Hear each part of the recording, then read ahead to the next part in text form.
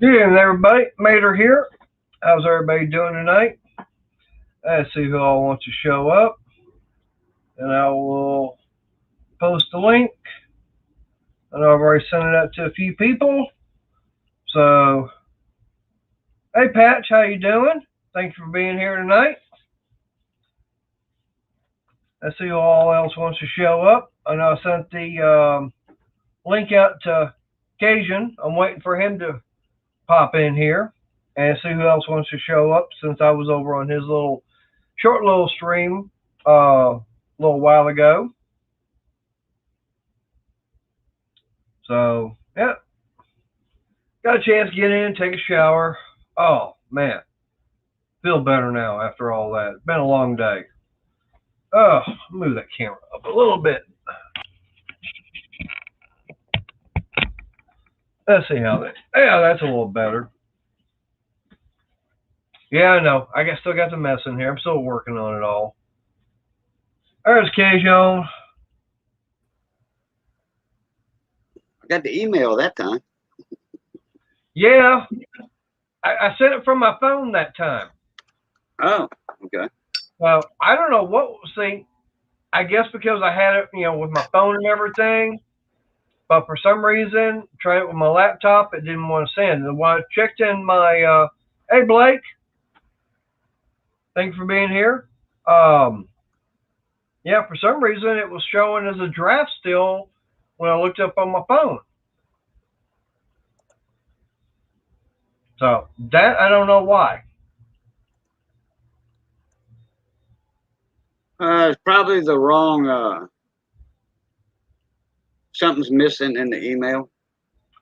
It could be. I don't know. All I know is I know on my laptop I hit send. It's okay, and then like I said, when I checked with my phone, it was saying it was still all the draft. So that's why you didn't get them. So I guess what I'm gonna have to start doing is send everything out to the phone.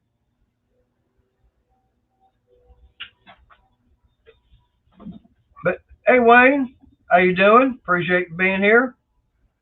Hey Uh, Wayne. Hey Blake. there's Mike Hodge. Patch. Mike. But yeah, it's been a hot day.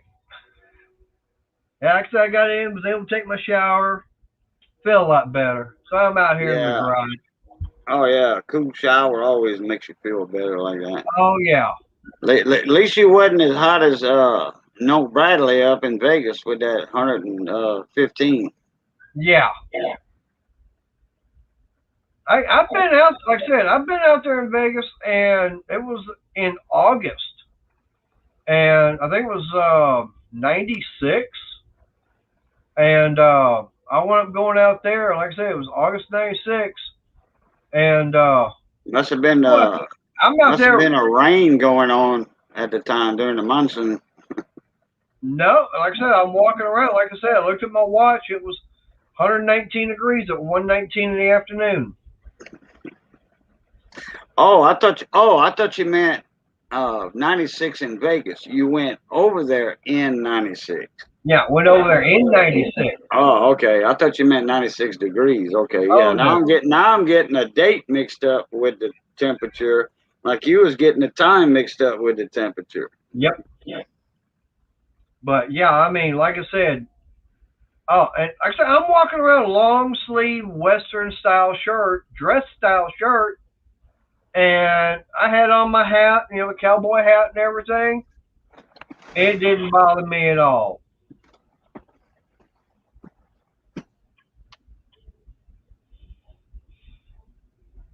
Yeah, Blake. Yeah, that's one of the main reasons why yesterday and today I got off work early because of humidity. I mean, I came home for lunch and my shirt it was just dripping wet, dried off. When I got here and got back to work, and I was still outside, still doing some more stuff.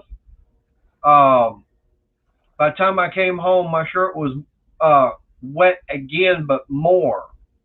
And I guess was saying on Cajun stream, I started getting a cramp from like right here all the way down to my fingers. It's like my whole from here all the way down was all wanting to cramp.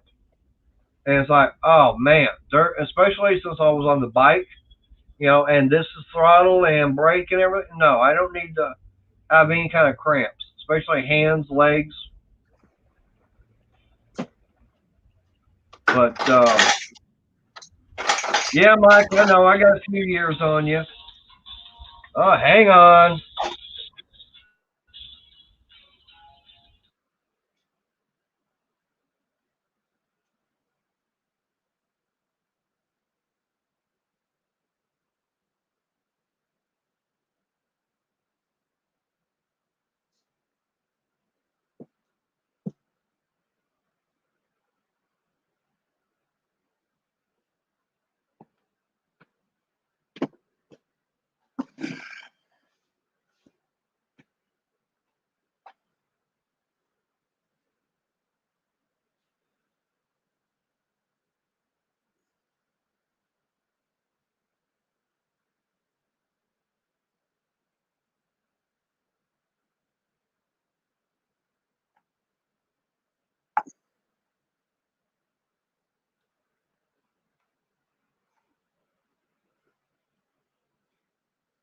In 96,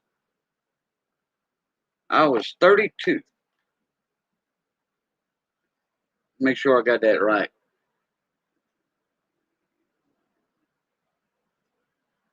Yeah, 32. That's when I was making the big bucks with my electronic shop, two-way radio shop, or whatever.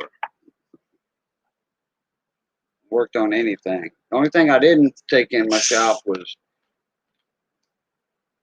VCRs and TVs. Didn't have enough room. I fixed a VCR every now and then for friends, but that was it. I had a small shop and I wasn't about to overload it with TVs and VCRs. If I knew you well, I would fix your VCR. Most of the time, that was all just cleaning. And not just the head, neither. Other stuff inside has to be cleaned. That rotary switch that you can't hardly get to. All right. Unfortunately, I just got a phone call.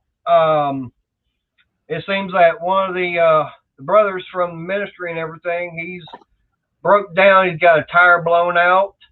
So I'm going to have to end this. That way I can go get dressed and go get him picked up. I hate doing it, but hey, that's what, happens in the motorcycle community. It's like, hey, so you got someone that goes down, you got to go and help. How long are you going to be? That I don't know. Unless you want to keep this going. I mean, I don't know who else is going to want to show up. I mean, only thing I got to do is go finish getting dressed, get up, because all I got is some pajama bottoms. Grab me a pair of socks, grab a pair of jeans, and go do that. Yeah, leave it running. I'll host it, and then Crystal, if somebody wants to come in, Crystal can let him in. Okay, that'll work. Like I said, hey, it's something I wasn't expecting, and like I said, it's one of the, my sergeant at arms. He's got a blowout. Right. His wife just called me, so I mean, he's not that far away. He's here in town. Right. Okay, you probably be what, an hour at the most? Maybe at the most. Okay. Yeah, I'll stay up here, keep the do a song and a dance, and like I said, if somebody wants to, is backstage, because I don't have control over that. Right. She could pop them up on in here, no problem. Yeah. Just got to show her how to do it. Oh yeah, she knows how to do it. Just have to get her out here into the garage to watch it. All right. So I'm gonna mute the. Don't let Shaggy in. I can't handle all that ugly. Go ahead, Mike. Oh boy. I'm glad y'all love each other. I tell you what, I got Wayne's coming in. Hello. There he is. How you doing, Wayne? There you go. Not bad. Yeah. I hear what's going on. Mike, I probably shouldn't let you come in. Don't know if we can handle all that. All right, well, We I'm could, gonna Don. take mute and the picture and everything. So basically, just be my little avatar and everything. So as soon as I can, I will be back. All right, not a problem. Let's see if I Oh, can get hey, this to do it. you might want to let. Well, never mind. You don't have to let Crystal in because she's watching, isn't she? I believe she's in there. She's probably in there cooking dinner right now. Oh yeah, she did say she was cooking dinner earlier. I saw that, Yeah. or I saw it on my stream. One of the two. All All right. right, we can handle it. Not a All problem. right. I'll be back as soon as I can. All All right, right. Thank you. no problem. Yeah, that's what we're here for. All right, how's it going, Wayne? What you up to, bud? Yeah, you all up down there having a lot of hot weather, huh? Yeah, it was a little hot today down here in Southwest Louisiana, It was but about, I got a reprieve today. yeah. The guy that owns the house next to me, it's up for sale, and he keeps his yard up, and he came on his big zero turn, which that was a whole 8 minutes of cutting his grass with that big John Deere zero turn. Yeah. With a 60-something inch deck. And so he cut my yard for him. Oh. No. And I passed him. Got my got a zero also. I I passed him a few bucks. Yeah. Cut about 4 hours out of my yard cutting when I bought Oh it. yeah. Yeah, I remember you telling that story. Yeah. It makes a whole lot of difference. Yeah. Especially when you got, like my cousin, he had the biggest John Deere zero turn they made at the time. Had a diesel in it. Mm-hmm. And he had a 70 or 72 inch deck, Yeah. 3 blades. Yep. And I remember one time, I forget, I worked on that mower years ago, and I think it was a battery. I put him a brand new battery on it. His battery, I took a dump. It wouldn't hold a charge or take a charge. Cold take, same thing. Right. And he was cutting grass one day. I think the day I changed the battery, he was cutting grass, and he parked it, and it wouldn't start. So he called me up. He says, "Hey, Boo, this is Cousin Paul." I'm like, "Yeah, what's up?" He said, "My mower don't want to start. I was cutting grass, and it don't want to start." I said, "What happened?" He says, I stopped the mower by the outdoor kitchen. Russell had some lemonade made. I got off, and one of the grandkids showed up or something, and boom. So I got back on, wouldn't start. I'm like, "I'll be there in a minute." I said, "Okay." I jump on the mower, I start it right away. He said, "What was wrong with it?" I see you parking brake.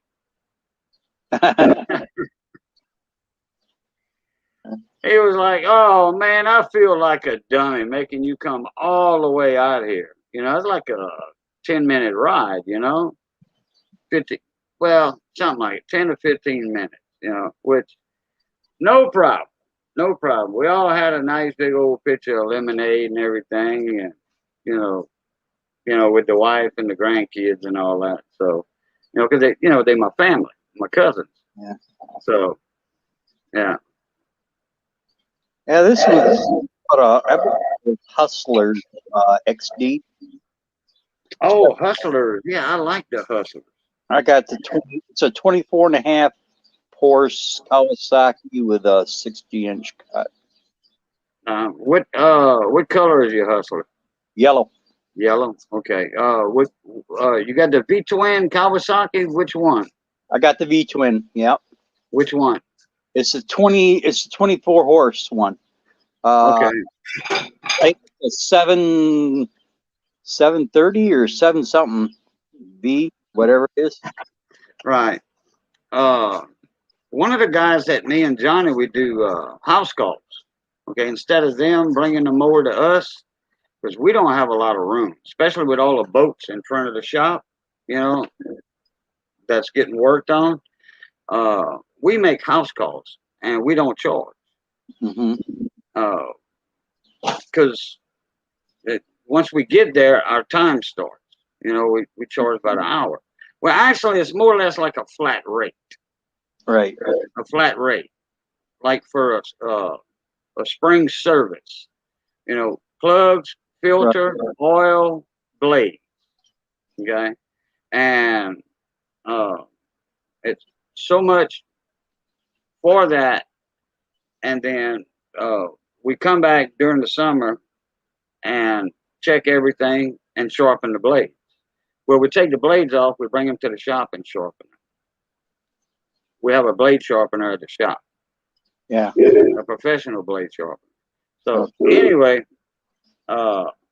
we do that, and for this year we didn't hear from him. In fact, I didn't hear from him last fall. So I don't know if he's still living or what, or he might have got somebody to cut his grass. But I tell you what, that mower was 4 years old, 5 years old, and it still looks like it was on the showroom floor. Right. Every time he cuts his mine up. what's the matter, baby? Oh, every time he cuts his grass, he's got a huge air compressor, one of them big tall, 80-gallon Black Maxes or whatever they are, twin cylinder, the tall ones. And he'll blow all that everything off. He'll wash it down real good. He doesn't wax it. Once a year he'll wax it for the winter. His last cut that he thinks, well, it's not even a winter, but his last cut of that season, because he might cut that much grass in the winter. You know, he only cuts like 3 times in the winter. Right. That's it. 3 or 4 times in the winter.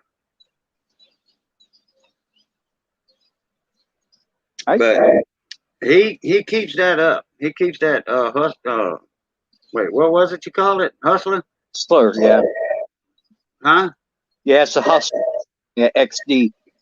Okay. But I use a yard blower. I take my yard blower because I blow out the fans and blow out, and I blow around the motor. Make sure I shove, I go through the top, and so it shoves it out the bottom, and then I'll go back around and blow all around the edges of the motors. Try to keep as much of the grass and stuff from getting inside the motor, Right. Man, you know how much them filters cost on that thing? I haven't bought one yet, but I can imagine about $20. No, they're a little more than that. Oh, yeah. It's a double on his. It's a double, and okay. He okay. Now, do you remember I was telling you like that second time we go first time in the spring, and then the second time we go. Right. See, there's no charge for that one. It's already charged in the first one. For the blade sharpening that, and we'll bring the filters to the shop and blow them out with the big compressors. Right. And actually, I was doing that yesterday. Me and Johnny at the big shop. It's we got 2 compressors in the compressor room. We have a separate building for the compressors, and we have like 400 gallons of air with a lot of volume. A lot of volume. Right. And they 3-phase. He wanted me to bring my impact driver because he was buttoning up a 2-stroke Yamaha. He got the flywheel on, and we tried to torque the flywheel down with a strap. Yeah. A band strap. Yeah. And the torque wrench. No, because it was It was 80 pound, 80 foot-pounds Hmm. torque on the flywheel nut, and couldn't do it with its strap. So I said, well, let's get the and I forgot my driver for my impact. So I said, let's get the outside let's get the air compressors going, because I was going to look at that anyway to see what kind of box he needed, so we can replace the box, since I do electric work. Mm-hmm. And the knife, when you on the outside switch, when you go up with it to engage everything, the middle fuse, and the fuses are those 3-inch fuses, Them bars. that big around, Yep. 2.5, something like that, 2.5, 3 inches. The middle knife wouldn't engage. It came loose from the bar. That whole. Now I'm pretty sure we could bolt it back on. I didn't even look at that. I was worried about getting the fuse in, and getting that knife actually on the spade. So Right. we got that done. I had to turn off the main power. Mm-hmm. Well, the box in the shop is around 42 inches, almost 4 foot tall, Mm-hmm. and about 2.5 foot wide, Right. a little over 2 foot wide. And it's a 3-phase box, that's coming in from the transformers outside. So you got to close that. You got to turn it off in order to open that door. So we had the door almost open, and I said, well, wait a minute. We don't need to open the door. I said, because you ain't got no power. So we checked it anyway. There was no power there. So we put the fuse in, and we got the knife back on the spade where it's supposed to go. And we got back on the other side of the shop. We had to walk over this, go around this. That shop is full. I tore my pants on a piece of sheet metal, 3/16 sheet metal. Tore a hole in my damn Wrangler jeans. Anyway, yeah, I mean, I got holes all in my jeans. Do it looks like them ones you buy for $50, $60? No, I'll wear mine down like stiff nickels. Yeah, I used to work for a company, and we had a well, and it was 880,000 volt, 3-phase. It ran a 75 horse motor. Oh, good God! What was that motor running? It was running down. We were running 3,000 feet down, and running. It was the motor and the protector and the pump were all in one piece, and it was probably about the size. It was bigger than a coffee can, and it was probably about 35 feet long, and then it had three, your 3 cables coming into it, but we could wire it up to a point, but then the company out of Texas would come up and do the final splice at the pump, because they wouldn't guarantee the pump unless and the motor and stuff unless they did the splice. What was that? An underground, like a 800-foot water well? No, that was 150 feet down. 3,000 feet? 3,000. Okay, a water well. No, brine. Brine. Yeah, magnesium calcium chloride. Okay, salt water. Yeah. Okay, definitely gonna look better for impacts at automotive work I'm gonna be doing, but it's great for drywall. I went to a cordless mill. I want a cordless 1,400 foot-pounds. Definitely a bolt breaker. I already snapped a couple. Oh, I was looking at the specs of my new impact, 154 foot-pounds, which is weak, but supposedly at full speed runs 2,500 at 36 RPM. Boom. Yeah. Yeah, you got some good impacts out there, but I didn't think about bringing the drivers for my impact to tighten it up. So we had to get the air compressor running for the 3/8 impact, because we use a 3/8 impact on the smaller outboard flywheels for the bolts. I mean the nuts, not the bolts, the nuts. And well, when we got back to to turn on the air compressor, we didn't have lights in the shop on that end. We didn't have no power at all. In the office, in the gunsmith room, the gun room, we didn't have no power. So Johnny says, well, let's go back and see. I says, well, look, it probably tripped a breaker when I turned the three-phase box back on, the main power. It probably tripped a breaker on this side of the shop for the lights.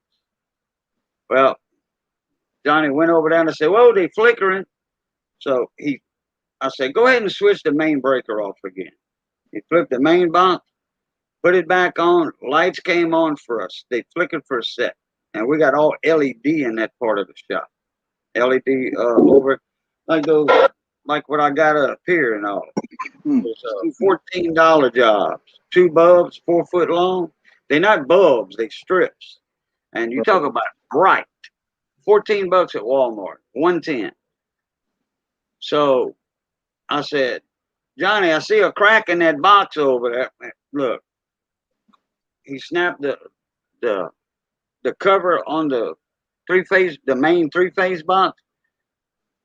The cover has to be shut completely for the power to come back on to all of it. Right.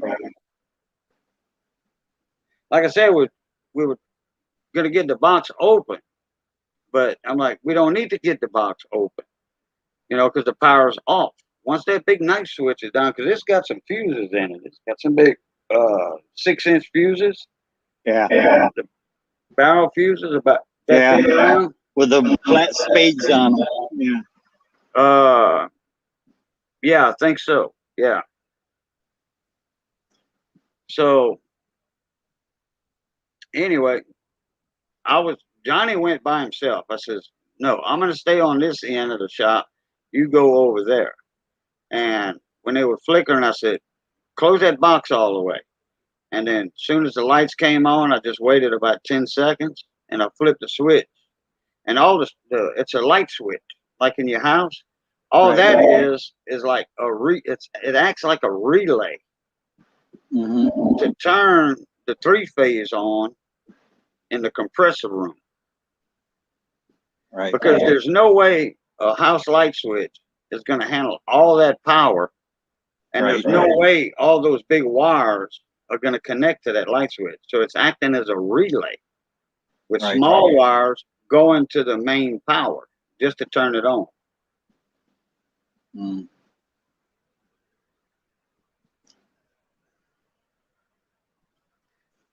My 3/8 Milwaukee cordless is 600 foot-pounds. Not bad.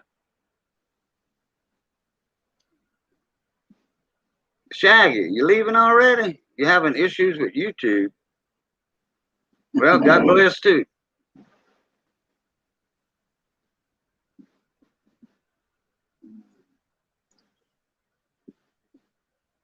See who else I missed in chat, because I was live earlier. Yeah. And I was doing a shout out video. Okay. For I'll come on over to Mater's tonight. I don't know. I had about 20, 25 people in my live stream. That's good. There's Miss Crystal.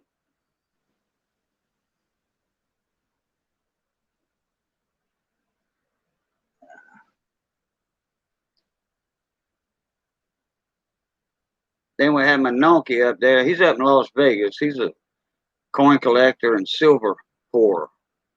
Silver, gold, copper.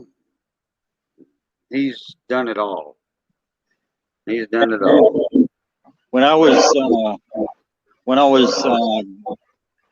tilling up garden, when I first bought this place, I found 3 or 4 silver dollars. Oh wow, that's the best place to find them, in the ground. Yeah, found that and some Liberty dimes and some others. Well, you have to find either some peace dollars or Morgan dollars, or older. Right. Because they didn't make them in the 40s, 50s, and 60s. Yeah, I got a relic that I inherited Well, sort of inherited. I had my mom's brother gave it to her, and she gave it to me because she knows she's in her last years. And it's a carving, and it's carved in bone. I think it's bone. Either that or it's Ivory. ivory, because it's got a brass ring in it. And he was a young boy when he found it. My ma's 87. He's older than she is. He'd be about 90 something. And it found it in a cave down south in Virginia. Oh, okay. That where you at in Virginia? No, I'm up in Michigan, That's what but I thought. my mom was from Virginia. My dad was from Tennessee. Oh, okay. They moved here in 52. I don't know if y'all can see that or not. See, it's a chip. A little silver bar. Okay, yeah. I can see it reflecting in the silver. Yeah. Yeah. That's a little bar of silver right there. Somebody sent me that. Congratulations. Oh, and thanks for coming into my live stream. We always enjoy you when you come up. The Ballad of Janine. She's over in Texas. Houston. That's not that far from me. I can make it Houston and I don't know. Hmm. I got up 3 hours. early today, so 3 hours, I think. I'm laying down for a little bit. So I got up early this morning. What you were saying, baby? I can't get on that. Wait. Hold on one sec, Wayne. Oh.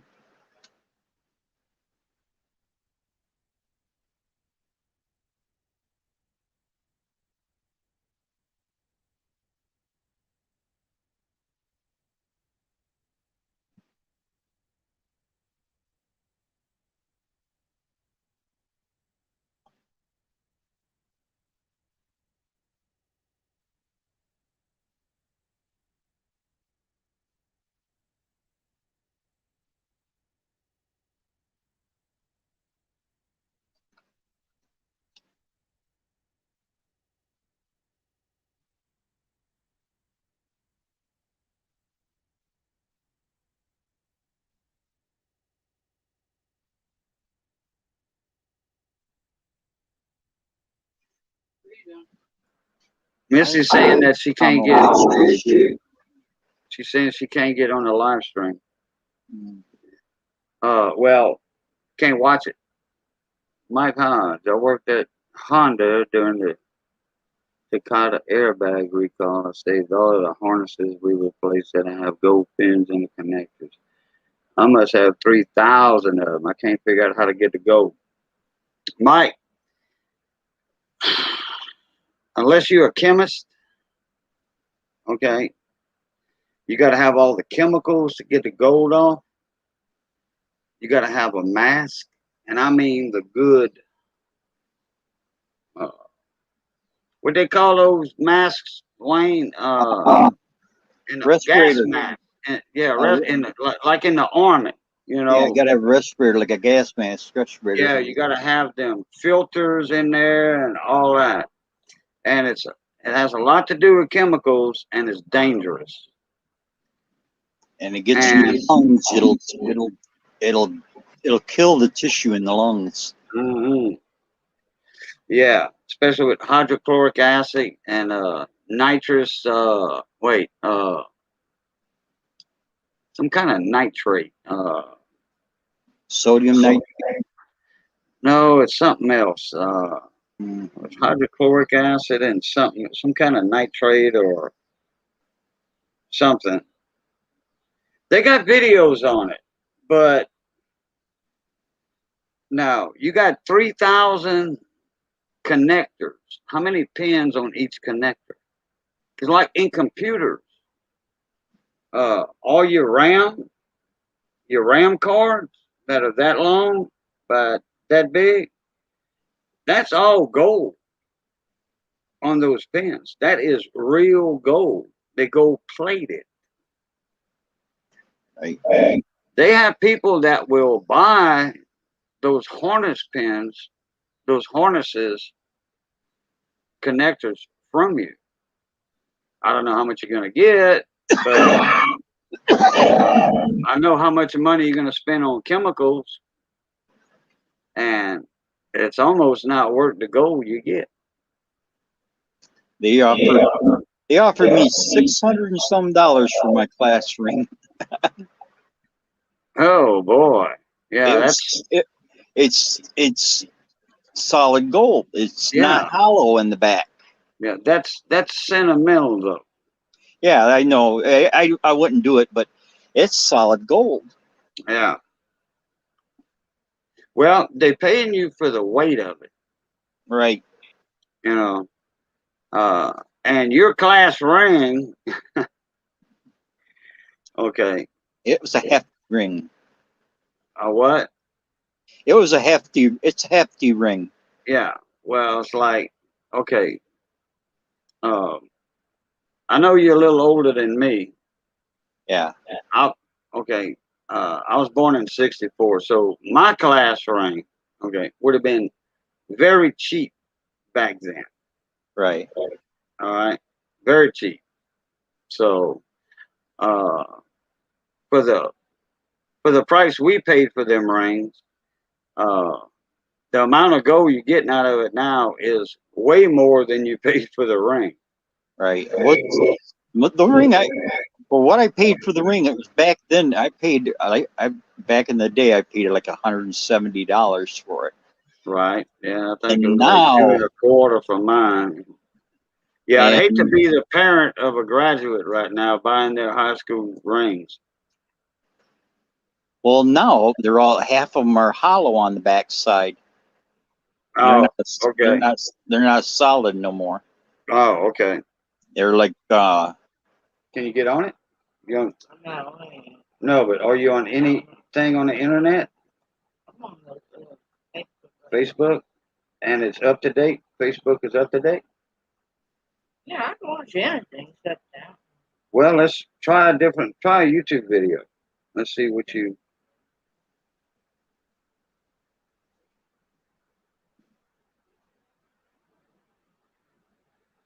Try a Facebook video or something. I'll try one more time. Okay, Mike said 4. 4 what, Mike? I know I asked him a question, but. Oh, well, she got it back up.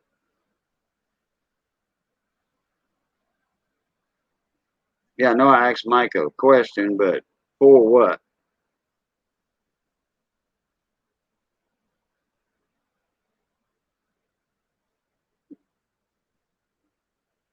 Four pins? Oh, per harness.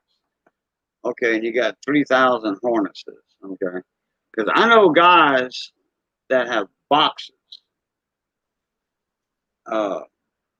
like them large flat rate boxes from the post office. You get them free. You can put a lot of RAM cards into those boxes. Now you got a few bucks, like that. If you got 3,000 4 pins and you got the plastic around them. Now I don't know what type of 4 pin you got, but if you've got a lot of long pigtails on those, you probably got more copper, money in copper than you have in gold.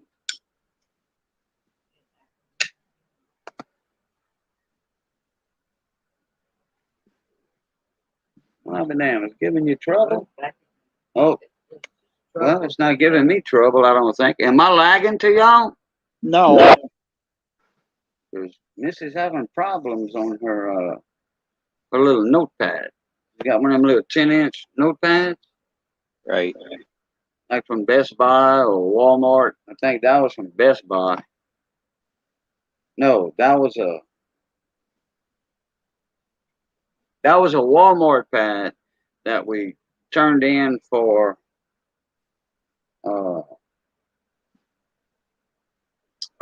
warranty replacement. So it was 5 months old, 4 or 5 months old, and it wouldn't even take a charge anymore. So we had a heck of a time. From what I see, they have to be solid 24 karat because it's a safety device. I don't think they're not 24 karat solid gold, not the pins. No, the plating on the pins are 24 karat gold.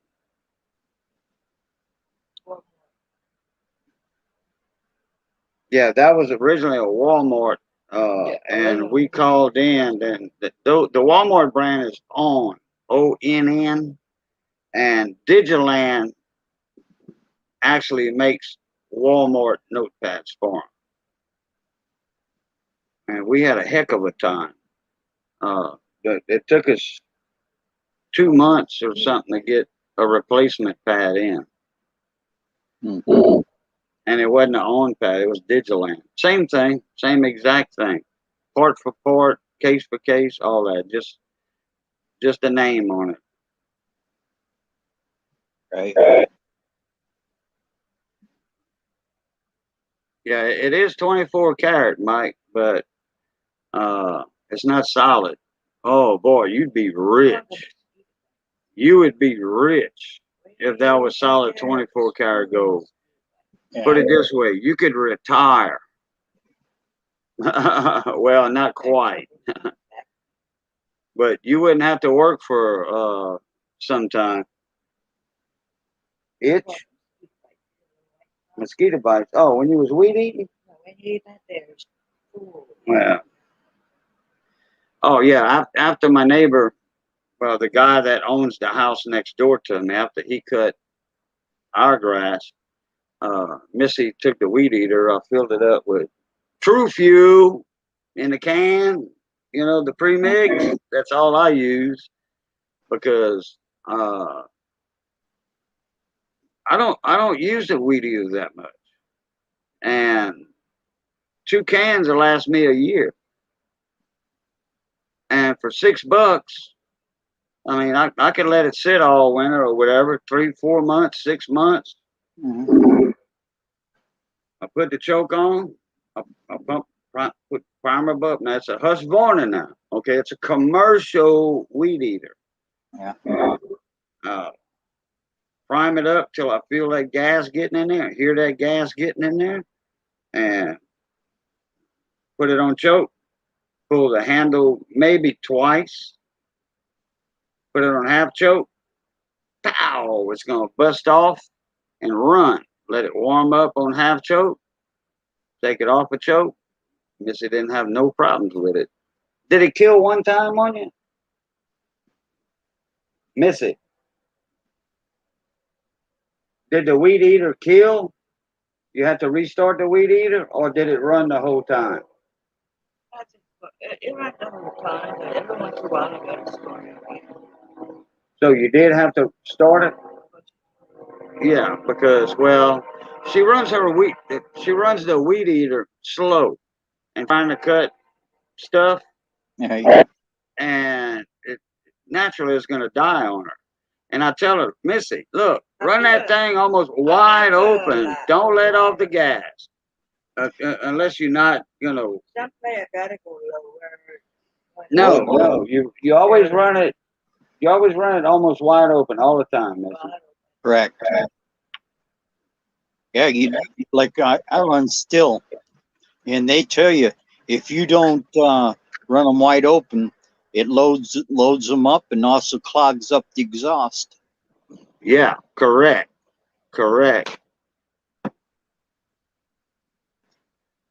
I run that 93 octane rec fuel. You know, Okay. with a I still. use I use True Fuel premix in the can for my weed eater. Well, there's no alcohol in this that And chainsaw. Yeah, well, and your non-ethanol gas. Yeah, and then you mix it with your own oil, right. still oil. Yeah, because if you buy a 6-pack of oil, you get an extra year or 2-year warranty. Right. I use their stuff. You know, it's. I've been thinking about changing the head on it to use the. They got it. They got those new you know, where you put your uh wire on your cutting cable, your your weed Yeah, eater yeah, the head. So instead of the string, you're gonna use something else. string in. Okay, well you put a different string end on it, and then what you do is all you got to do is cut you can put up to 200 foot of cable in that thing. It's a new type one they got out. They're like $39 on Amazon. Okay, I'll have to look that up. Hey, Mason Fox, how you doing, buddy? Mason was in my live stream earlier, and Mater's gone to That's what are you talking help a brother out with. the handle, to press the handle, like to get wide open. They get stuck sometimes. It takes me a while to try to get it wide open. Oh, okay. I don't know why. Yeah, a little while to. I don't know why. I'm gonna have to check that out. Probably. It's like I can't, get them going. Yeah, I'll probably have to check the cable out or something. The Anyway, Mason, Mater had to leave and go help out one of his biker brothers. He had a blowout. Ain't gonna be long. He'll be back. Probably 20 minutes. Hey, Breezy, how you doing? Oh yeah, he's doing all right. He just went and helped out somebody with a blowout, and left me and Wayne in charge, and Miss Crystal. Well, I just explained that. He's going to help somebody change a flat. He's going to help somebody change a flat tire. Oh,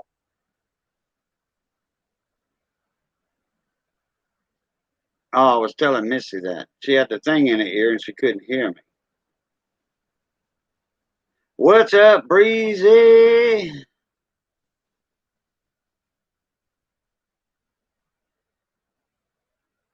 Yeah, Miss Crystal cooked supper earlier and she's eating.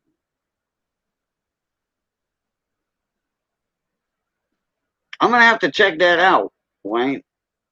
Yeah, well, they want 39 something for it, and it comes with the you can change out the adapter, the metal adapter where it hooks on, where you screw it on.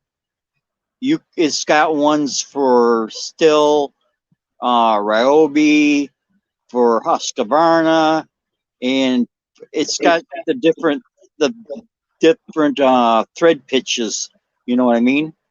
And then you pop that one out, the whatever comes on it, and you find the one that goes with yours. You pop yours in, and then once you put it together, and I figure it's worth a try. And I've heard a lot of good reviews on them. So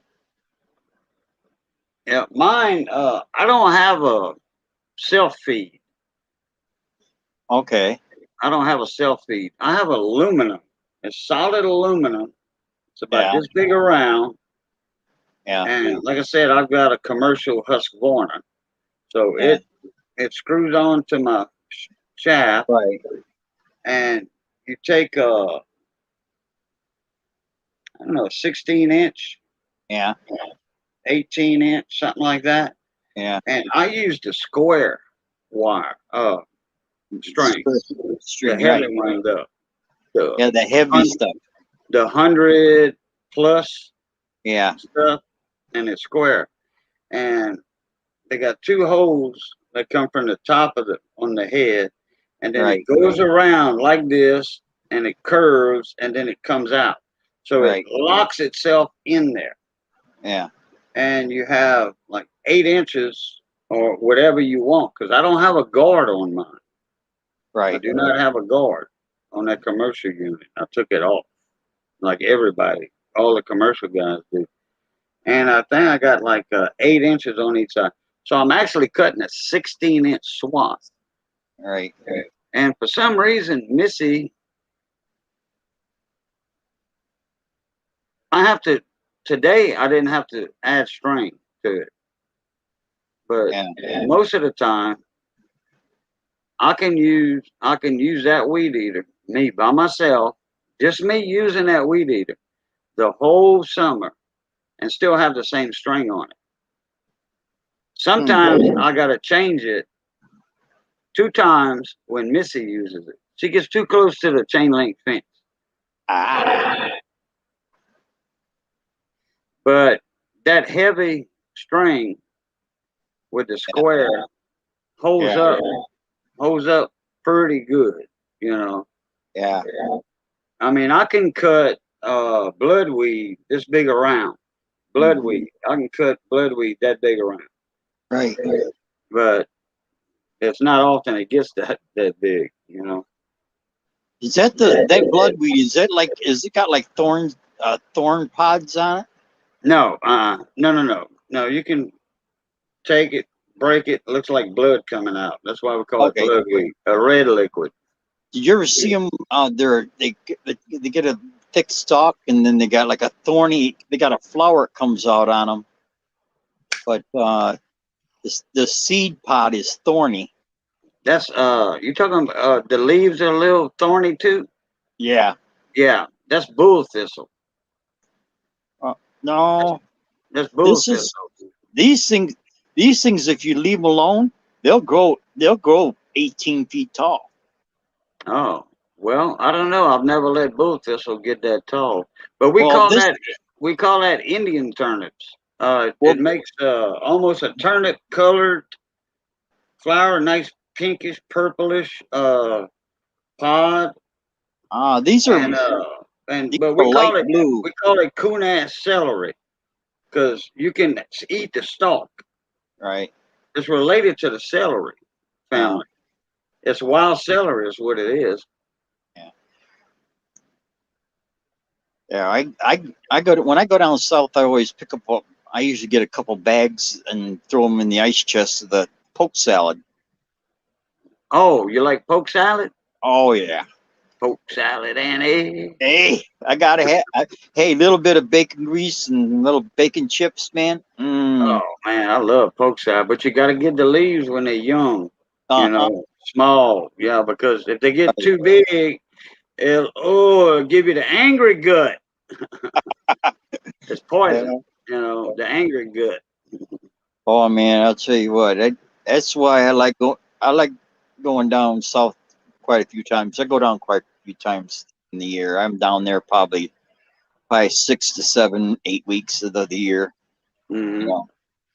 Hey, can you you on a laptop or? I'm on my phone. Oh, okay. Well, next time you get up on a laptop or whatever, or on your phone, I want you to look up that plant you're talking about that makes that thorny. Okay, yeah, I will. The wife brought it back up here and planted it, and the stuff just took off like mad. She liked the flowers on it, and now, man, it just the seed. All you gotta do is drop a seed out of that thing, and you got plants coming up all over the place. It just multiplies quick. And you're not talking about bull thistle. No, it's not bull thistle because the seed That pod, does make a the pretty seed pod flower. is hard. The seed pod is really hard. You know, it's not soft where you just what happens is the pod that holds the seeds are black, but they have to dry out right to dry. They have to dry out right dry, and then what happens is when they get so dry that thing will crack open and then let everything out. You know, it's you can't a bird can peck on it, or you can try to squish it with your hand with a pair of leather gloves on and it won't break. But when it dehydrates and then finally cracks open, I'll be right back. I can hear. it's got It's got thousands of seeds in it. Yeah. Oh, I had to lay down for a minute.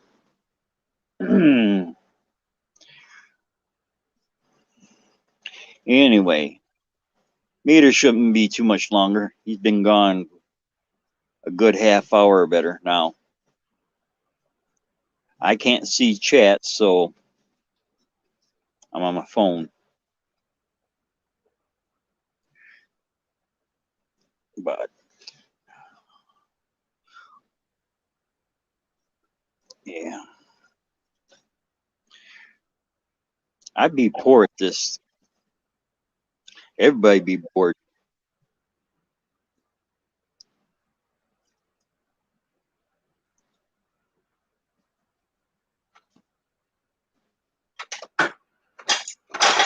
Now, if you're making yourself a cup of coffee, you gotta make me one. Oh, that's gonna be a push coffee. I was gonna say, if you're making coffee, you gotta make me one. Yeah, it's a push coffee. Oh,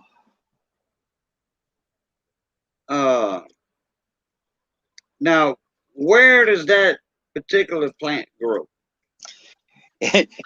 anywhere it wants. It mainly in a garden or along in. It'll grow along in by the chicken pens and stuff like that. Ducks won't bother it, neither will the chickens. And you said the seed pod has thorns on it? The flower? Thorns on it has thorns on it. It's hard. I mean, it's I mean, is it like, okay, I'm in Southwest Louisiana. Do we Well, have it here? I don't know. These things are about maybe the size of a golf ball. The seed pod.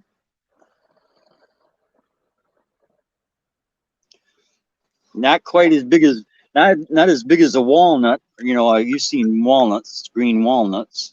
So nothing that big, but they're as big as a golf ball. Uh, The wife ain't home, otherwise I'd asked her what they are. But she got them down. Like I said, she got them down south. You know. Now, wait a minute. Okay. And are they kind of reddish, purplish, pinkish reddish? The flowers are kind of a blue with a white blue with a white on them, and they're like big bells. Okay, well, that wasn't what I was thinking of. That's wasn't what I was thinking of. This because the flowers is probably 4.5, 5 inches long, and probably about 2 to 3 inches across the top. Okay, so that's not a passion fruit then. No, they're a big flower, you know, and but she thought they looked pretty, and then once she planted them, they started taking off. Then she found out how much of a nuisance they were. Yeah. I don't think we have that down here in Southwest Louisiana. We do have the passion fruit, and it makes a red seed ball, but they don't have no thorns on it. If you ever go on the river walk in San Antonio, yeah, you know, Austin, whatever, on the river walk over there, you can, at certain times of the year, you can get a seed pod from that and then plant them, and they're pretty, they're ornamental, you know. Yeah. But with like what I call a bull thistle, there's also, we call them Indian turnips or Cajun Kunas celery. Because you can eat the stalk, and they just like celery stalks. And I tell you what I do love that I wish we could grow down here, but it grows up in like Tennessee, right? And then up north after that is rhubarb. Yeah, we got rhubarb up here. Oh, it grows wild up north, like in Minnesota. It grows in people's yards and all that. Yeah, and people let it grow. They mow around it. And man, I love rhubarb crisp. It's what they call rhubarb crisp up here. is what we would call a cobbler down here, Mm-hmm. like a peach cobbler. That Mhm. rhubarb, Chris. Oh man, I love it. I love it. We can't grow it down here. It's too hot.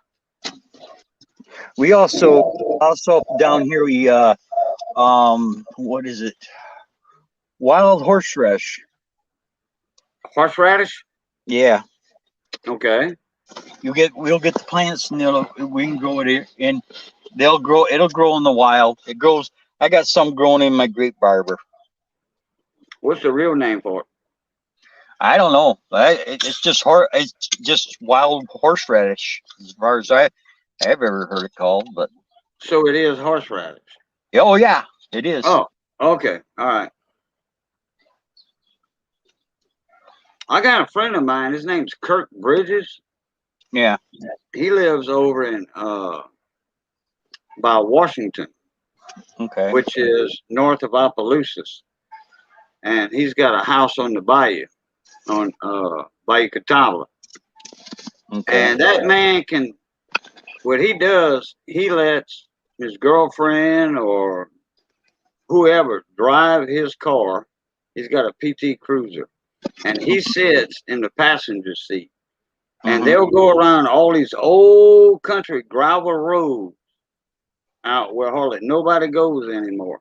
And he'll spot something that me and you or whoever, well, I'm a horticulturist at heart. Okay, I went to LSU in Baton Rouge for horticulture.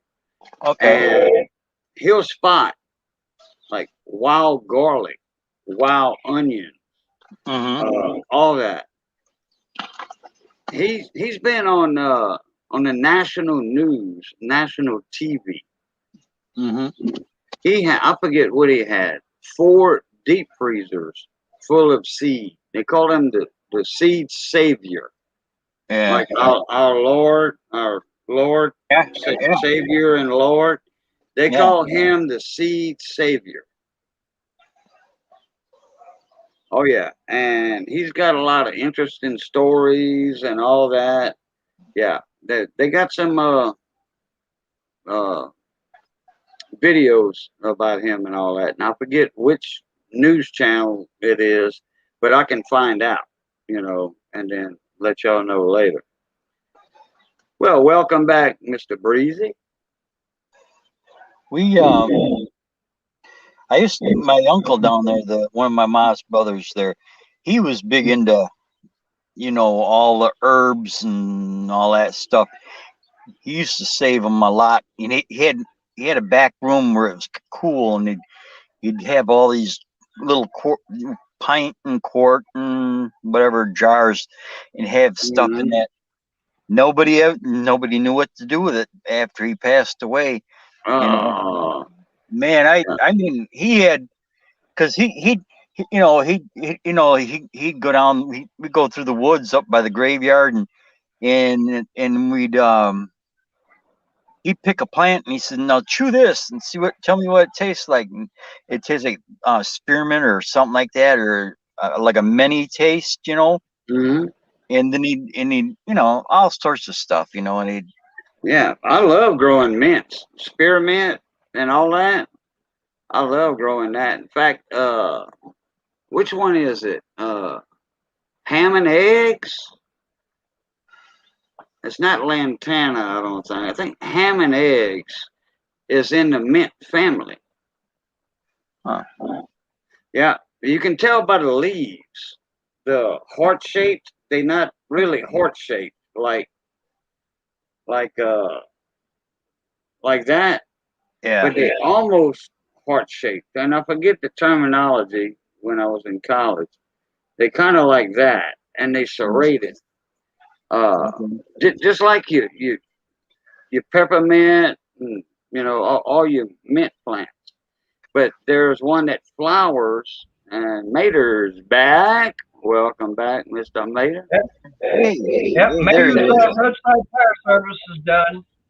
That took about 40, 45 minutes. It wasn't that long. No. Yep, got over there, and the hardest thing I had to do was find the right size socket, make sure I had that. and that was it. I mean, I want to get finally a chance to use that Cobalt half-inch impact wrench, and not a problem taking lug nuts off. That's it. Yeah. Hey, that cordless impact wrench you got for free helped a buddy Yeah. of yours. It paid for Yep. itself that one time. Yep. Them work And nice on campers too. but he had his spare tire was low, and I just was like, okay, fine. So I grabbed that that Pittsburgh air inflator I just got through buying. Use that also, There you go. and it was the Pittsburgh. Now I didn't have it in the impact size, but I did have the 15/16 Pittsburgh pocket. So well, I'm using that. Yeah. You know how much off-road service side road service would have cost him for that? A lot. Yeah. Oh yeah. They're gonna And charge you he knows. $150 just to come there. Yep. And hey, Breezy. But yeah, I mean, like I said, got over there and it's okay. The first lug nut, it came loose. Okay, fine. Hit the rest of them. Now I did have one I had to actually hit with the breaker bar and everything. But other than that, Way too tight. yeah. So I mean, it got them all off, and I mean, we used that to tighten them back up with, but we actually then afterwards took and used that breaker bar, and it's a breaker bar. It's probably about 2.5 feet. So Right. wound up using that to make sure they were all tight. Right. I realized that while I was out here, I got bit through my clothes by the mosquitoes. Yeah. They're not regular mosquitoes. These things are bloodsuckers. They're Come Texas to Michigan. mosquitoes. Come to Michigan, No. I'll introduce you to the nice 1/4-inch long ones. No. That's what we got down here. But they're of Hi, baby. course, it's bigger here in Texas. Hey, everything's Hot bigger in dogs. Texas, they said. Yeah. I don't know. There But, was this guy from Uh-uh. Texas. There was this guy from Texas one time, and he was bragging on how big everything in Texas was. And Right. Thibodeau, he was down there on the coast, and that Texas guy, he was just bragging on how big everything was in Texas. Well, Yep. Thibodeau, he went the next morning and caught a bunch of nutri-rats. He actually put 2 of them in the cage and put that cage in the guy's bedroom. And at lunchtime, and he let him loose. At lunchtime, when the guy got in his bedroom, them 2 nutri-rats were running around everywhere. And man, that Texas guy didn't know what to think. He said, man, look, man, I got 2 big old things like that. I don't know what they are, but they're about 2 foot long. He said, what the heck is that? He said, that's Cajun rats. He was like, Since well, I think you got me on. I think you got me on. I think you got me on the bigger and better in Texas thing. So, but he says, I'm gonna think of something else that I'm gonna get you on that's gonna top them Cajun rats. Yeah. Well, while Go to he New York was City. talking Go to and New all York that. City. Oh yeah, he was up in New York City or whatever. No, he was in Texas. He Yeah, was from Texas, and because they didn't have nutri-rats in Texas, and not over there by Waco and all that. Yeah. So Yeah. Thibodeau, he went on. He caught him a couple dozen of crabs, and he put all them big blue point crabs on top of the bed, and he made the bed up. And man, that Texas guy was just slamming Thibodeau with the big things in Texas. Oh yeah, we got we got Sago and Bluebonnets, you know, that'll take over a lake, you know, and all that. Yep. Well, Yep. when that When guy the blue from bonds Texas come went in, to bed, he jumped in the bed and he jumped in the bed, and 30 seconds later he was jumping out the bed and hollering and screaming, and Thibodeau walked in his bedroom and said, "What's the matter, Nate? What's the matter?" He said, "Man, what the hell is that in my bed?" He said, "Oh, that's Louisiana bed bugs."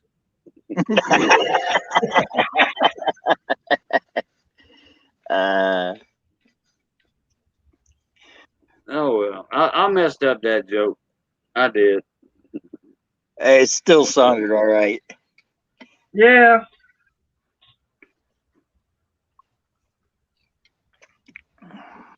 I didn't see Brandon pop in yet.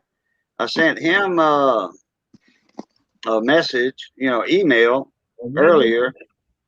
Yeah, him, Steve Small Engine Saloon, Zippo Varga. Like I said, them guys, they'll check the emails in the morning. Okay. Well, I know I got a reply back from one person. They're out of town right now at a rodeo, so they can't make it. Like, Yeah. okay. And tomorrow night, I might be at the radio station. I don't know. I'm thinking about it. I didn't even ask Missy if she wanted to go to the radio station tomorrow night. And we could probably cook something or whatever, but I'll probably be on the air again. I used to co-host with Todd Artigo on the Thursday Night Swamp and Road show at the radio station. Yeah. And But, usually when I go to the radio station, I'll make a video, a little short live stream, 30-minute live stream, right. and let everybody know I'm there. And then I'll put the link in to K-Bone, and that way they could listen to us live on the radio. Because I'll make video when I go to the station sometime. Right. I used to go live, but I'm pretty sure they done changed routers, Wi-Fi routers in the station. I'm pretty sure they did that since 4 years ago. So I'll have to call my cousin and see if I can get the password for the Wi-Fi. So And if I can do that, I'll go live from the radio station. Yeah. Like I say, is that AM or FM? FM. But you can go live on it. It's kbon.com. kbon.com. Right. And then you got a little yellow thing up on the top left. Well, not the top left, but about that far down from the top of the screen. And it'll say listen live. And then you can listen to the live DJ. And on Thursday nights, we have fun. I mean, we have a blast. There's a crew in there. Yeah, we got about like 20 people in there, you know, at the station. Not all of them talk, you know, but we announce who's there. Usually a band to be there. We'll have live music in the DJ booth. Because we got 3 microphones in there. We'll set up a 3rd microphone.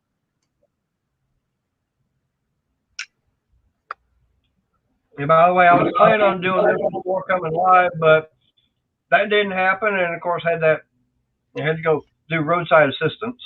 Well, eat. Do what you got to do. Yeah. So what did I miss while I was gone? Not a lot. Breezy came in. Cajun's wife did a dance on the kitchen table.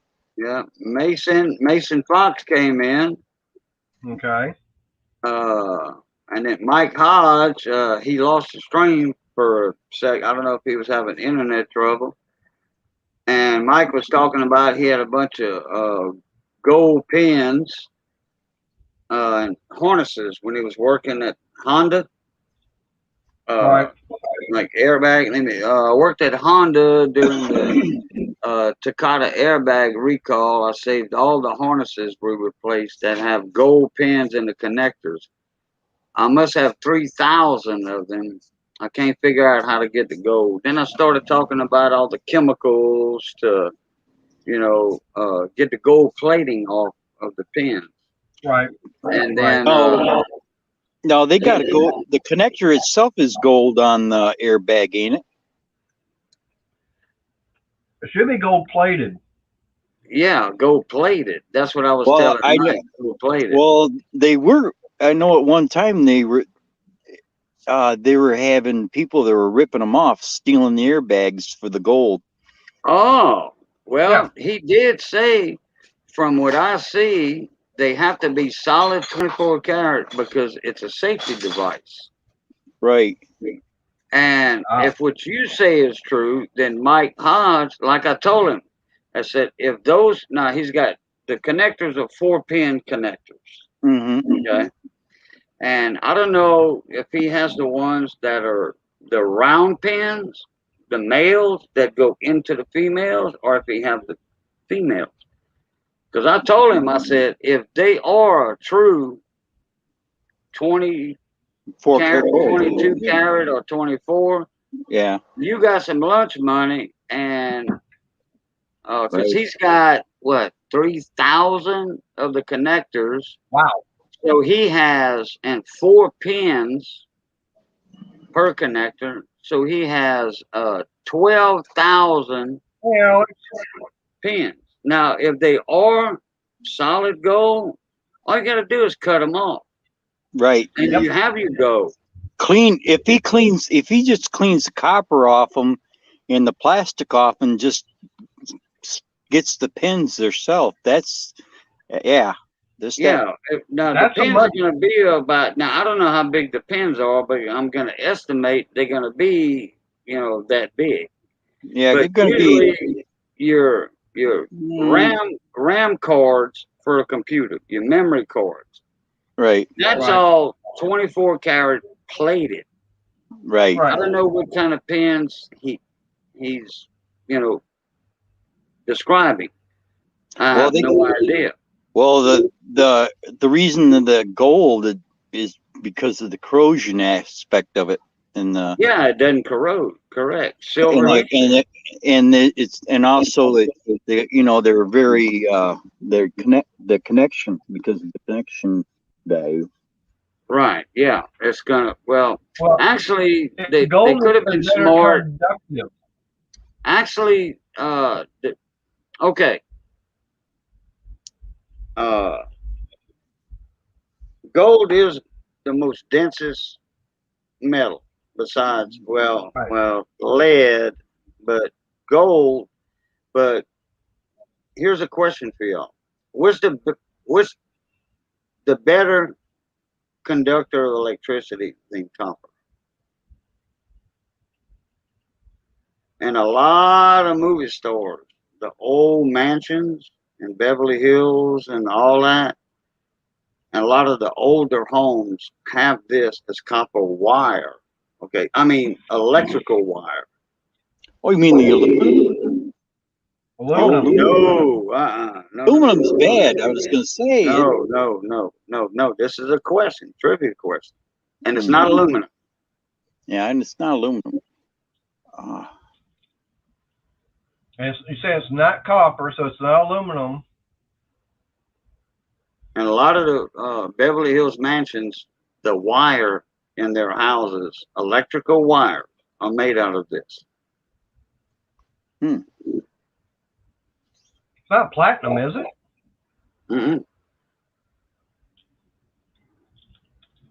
No, but palladium and platinum is a good conductor of electricity.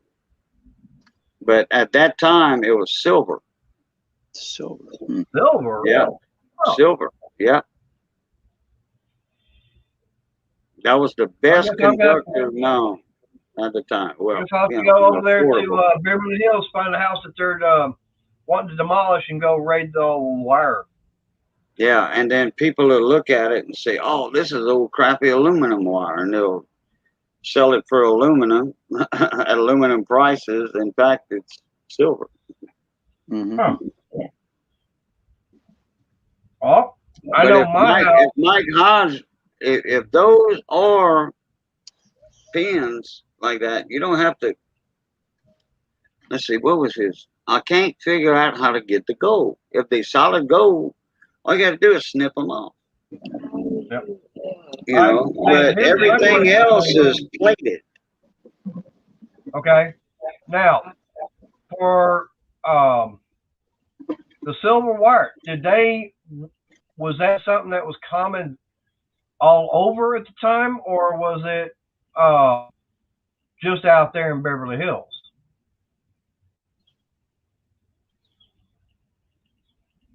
You got your mic muted.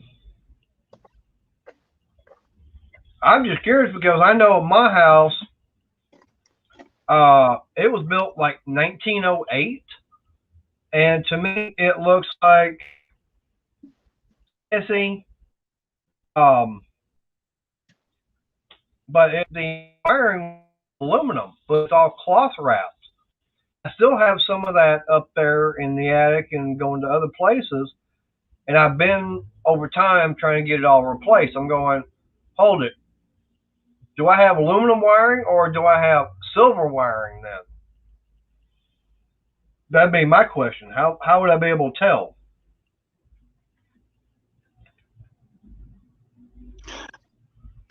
Yeah, the old wiring it used to be in my house was built in the late 1800s, and it had the wires were cloth wrapped, and they went through the porcelain insulators. Yep. All right, I'm back. That's what I've got here. Hey, Alex, how you doing? What's up? Did you hear my question then? No, I didn't. I was talking to Missy. I was Okay. showing her how to do something. All right. I know she's a new subscriber. I thank her for that. Okay. Now, you talking about they use silver for the wiring. Was that only for out in Beverly Hills, or was that No, something no. Anybody that could afford it. So, did they use it? Because here's my question. Like Wayne was even saying, my house originally we dated it back to 1908, and I know it's got some of the original wiring and everything in it. Now, I'm wondering, is that aluminum wiring that's cloth wrapped, or would that be the silver? Because it's stranded. It's not a solid core wire. It's stranded. It's stranded, not solid core. What is in my place, Right. and it's got black, and then it's got like a black on it, like a rubberish material, and then it's got cloth wrapping over the top of that, and it goes through porcelain. It used to have well, put it this way, somebody stole the light out of my front room when I bought the house, and then somebody had got into the house and stole the chandelier in the light bulbs out of the living room, because what it had was, I knew what they were.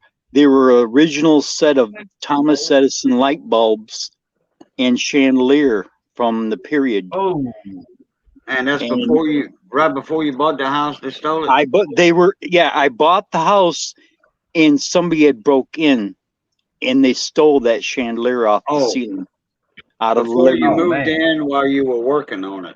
Well, it was, I bought the house, and then before I could get a chance to move in, somebody broke in and stole it. Okay, gotcha. To see what on my wiring, it's not stranded. It's just a single solid wire, single hardcore, and single hardcore. And since you mentioned that, Cage, I'm going, Okay, do I have aluminum? And it looks like to be about 18 gauge. And it is soft. I mean, I can sit there and bend it, no problem. So would that be silver or would that be aluminum? Well, aluminum is very soft too. What you could do, And they're both silver. Look, Yeah, like I say, it's you're cloth wrap, freezing. and they did use those ceramic insulators too. We must be having a bad stream here because he froze for a minute and then I froze a couple times. I didn't notice it. I did. I noticed I touched my face like this, and my hand stayed on my screen. And then when Oh, Mater okay. when Mater was talking, it froze for a second. And then his voice took off again. Oh, okay. So it's Uh, just not me, I guess. well, Mater, now you said that was in your Yeah. attic? Yeah, Noah's in the attic, but throughout the rest of the house too. I mean, but it's going, to the different rooms. And I have Right. been replacing it with copper, like a 12 gauge, a 12-3. Okay. I've been replacing Okay. replacing like a 12-3. Okay. Well, what you can do you have any of that wire that you took out? Yeah, I still got some. Okay. Well, what you do is now you can do what they call a water weight test on it, but All I right. wouldn't do that. Yeah, it's too hard to explain. What you do, you take a length of it. If it's the same thickness, okay, you take like a 6-inch piece and you weigh it Okay. on a gram scale. Okay, and I have a gram scale because I deal in coins and stuff. Mm-hmm. So you take a 4-inch piece, then take a 4-inch piece of copper. All right, the Okay. silver is going to be heavier than the copper if it's the same gauge. Find you a piece of copper wire that's the I same know gauge that. as your bright wire. Hey, Right. Cajun, could he smelt those pins on those gold connectors himself? Have it, meld them down. Hold on one sec. It's already done, Missy. No, I never did that. It's already done. I did it earlier, a long time ago. No, that was the night your earliest. Oh, it's already done. I did it. No, but no, I did that a long time ago. You don't have to do it every string. Okay. Oh, I'm sorry, I wasn't muted. You're all right. You're all right. Could he? You're among friends. Mhm. Could he smelt that copper? That gold off himself?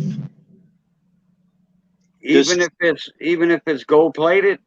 Well, what if just take a couple of them and try to heat them up and see if it's solid all the way through?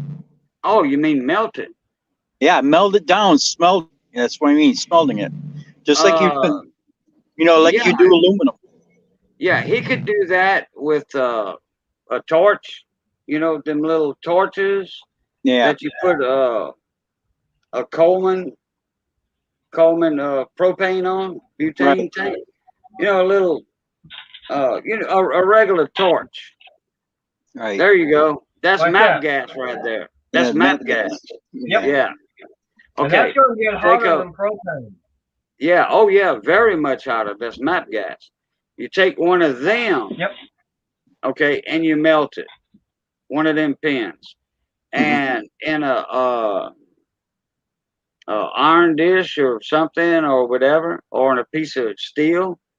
And if it comes up silver, silver color, it's not gold. If it comes up all gold, it's real gold. Right. Because gold has a very low heating temperature, Right. melting point. Okay, Right. like lead. Yeah. Okay, so if it is solid gold pins, it'll show up all gold. Right.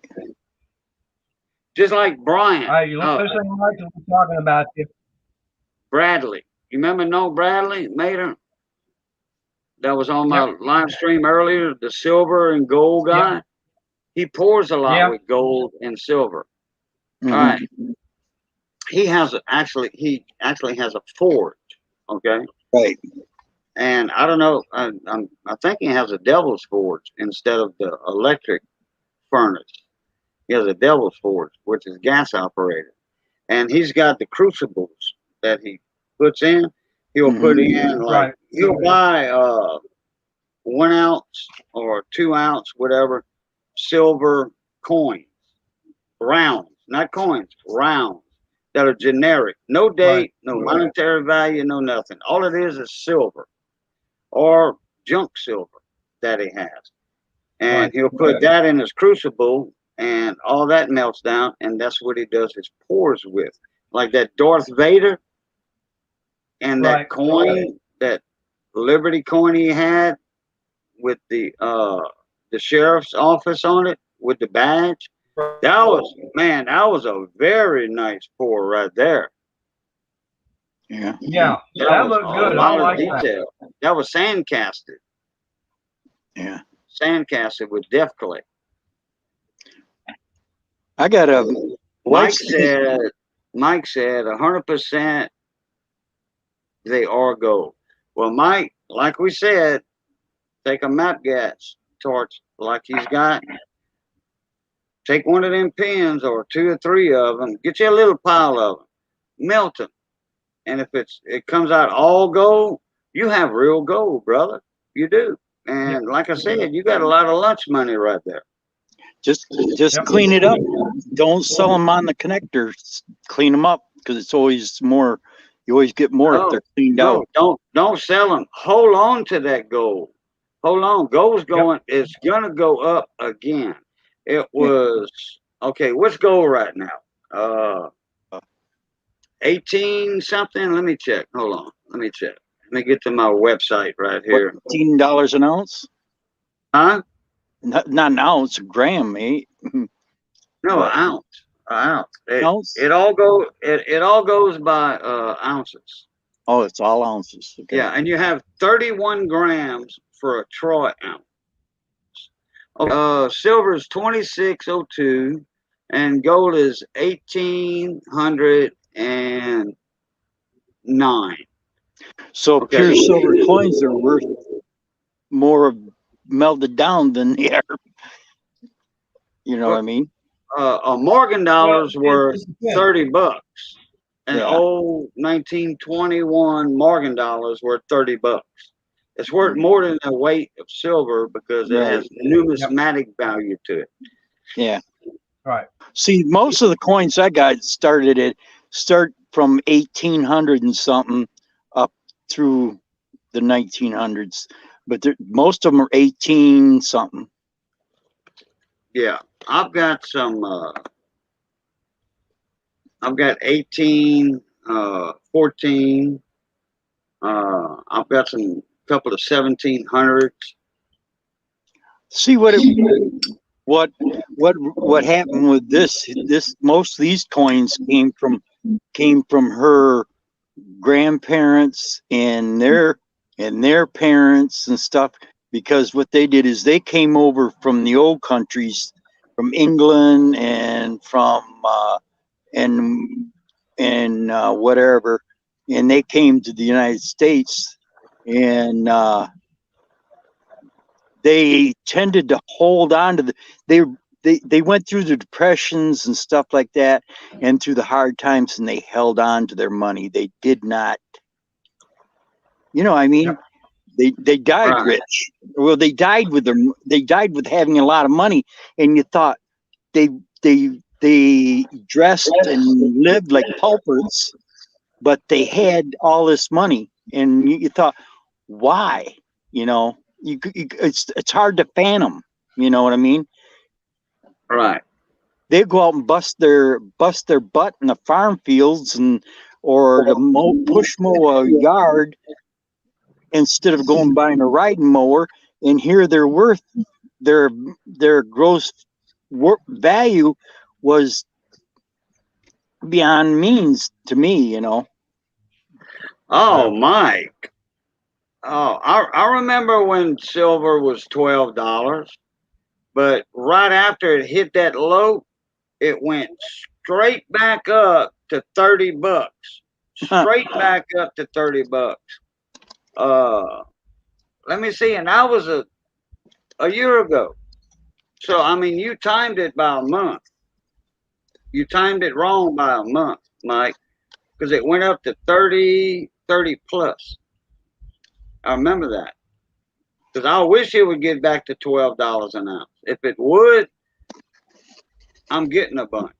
I have a bunch already, so it don't matter. You know, and I showed some silver off earlier. That bar. Yeah. You have to pay the rent, feed the kids. You know. Yep. Yeah, you got to do what you got to do. But I would have saved that silver and dipped into my savings account a little bit in my bank.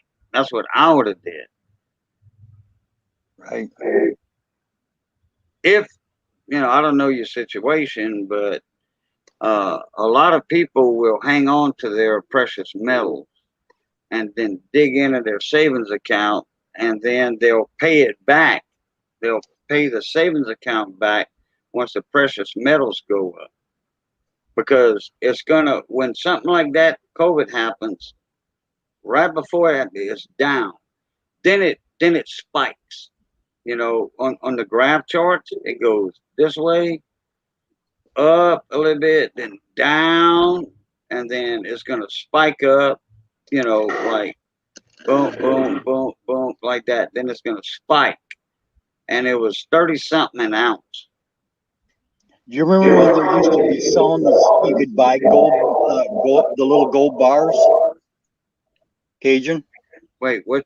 Repeat that? Do you remember when they used to sell the little gold bars? You could buy them, and they were selling them cheap. You see them even advertised on TV.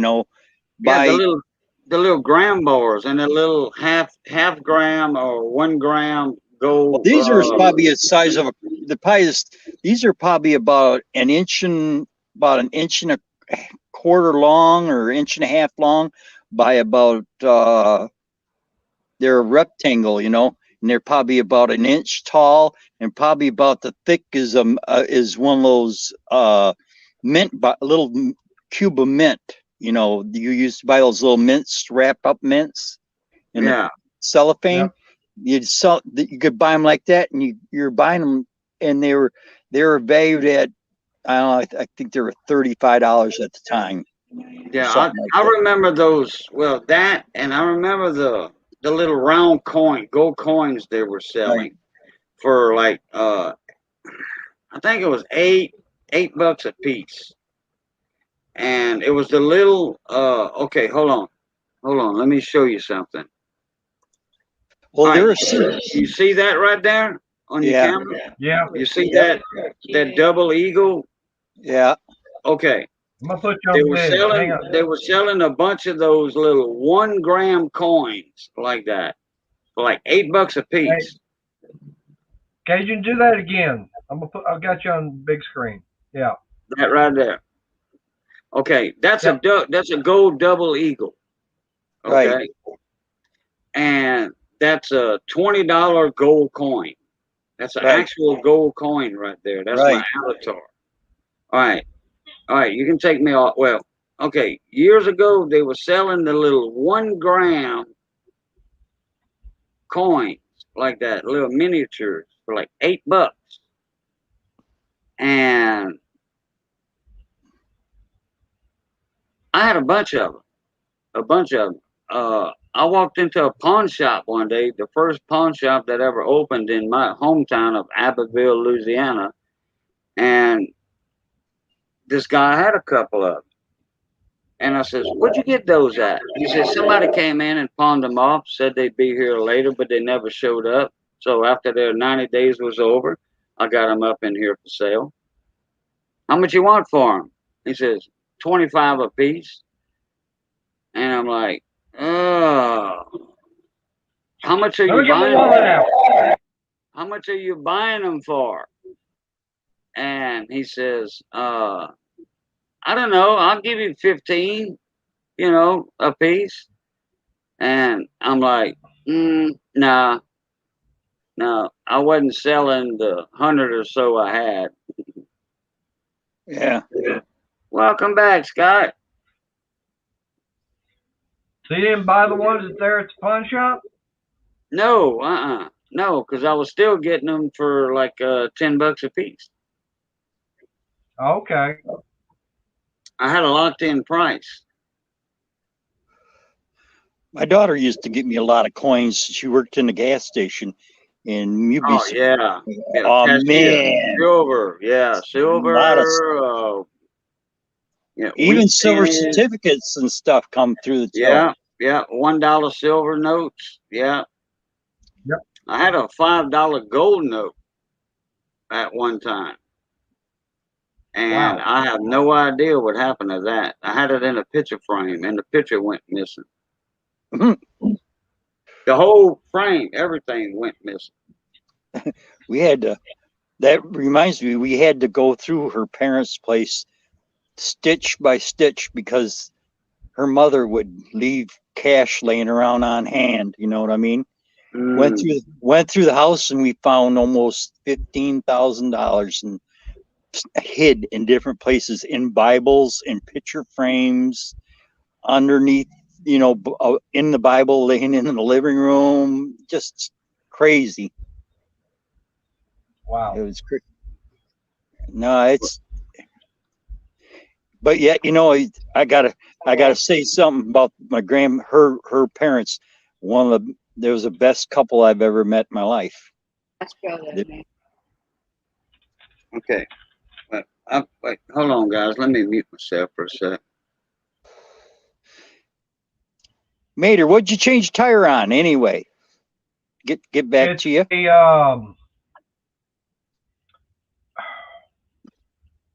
I know it's a 94 and newer Dodge 3/4 ton Okay. truck. I thought it was on a bike. Because you said it Oh was on no. your bike.